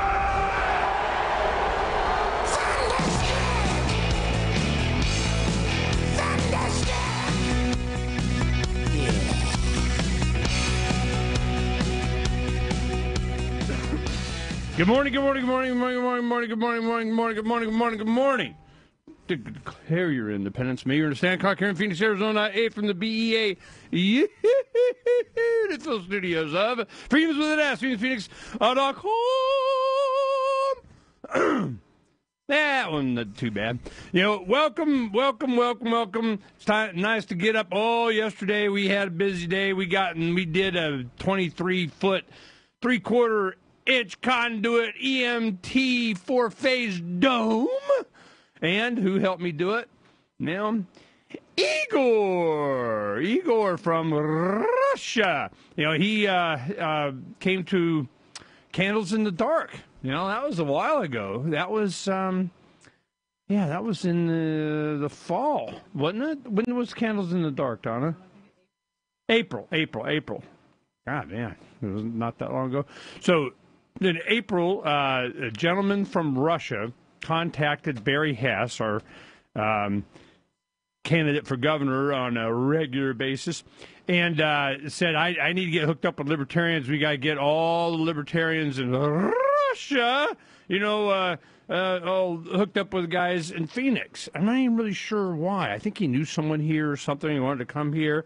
And so he came, hooked up with us, went to Larkin Rose Candles in the Dark. Man, if that doesn't get you all the way to the end. And then we had a party here. He came to the party, got to meet everybody, and then Keith McAnarchist, one of our friends here, really well-read guy, he did a video. If you go to my Vimeo channel, we just threw it up there, and he did a video of in my tie straight next to my there we go. He did a video for him just to and it started off like this. I thought it was awesome. He goes, my entire life, growing up, the Cold War and everything, because he's probably about my age. He's like 50, maybe a little over 50. And he goes, all my life, it would have never even thought possible that you could have a conversation with the Russian people. And I really look forward to this opportunity to be able to share. So he gave his opinion about this and that and what we share, and everybody trying to rule the world, and the people just get, cannon fodder in the middle of it all. And it was shared with the libertarians in Russia, and I don't know if it was subtitled or whatever, but, a lot of them speak English. And it had a big impact. It was, and I never even thought of that. You could have your own YouTube channel or video distribution of, words with the Russian people, or my comrade, or world according to, USA comrade or something. And to be able to think about it.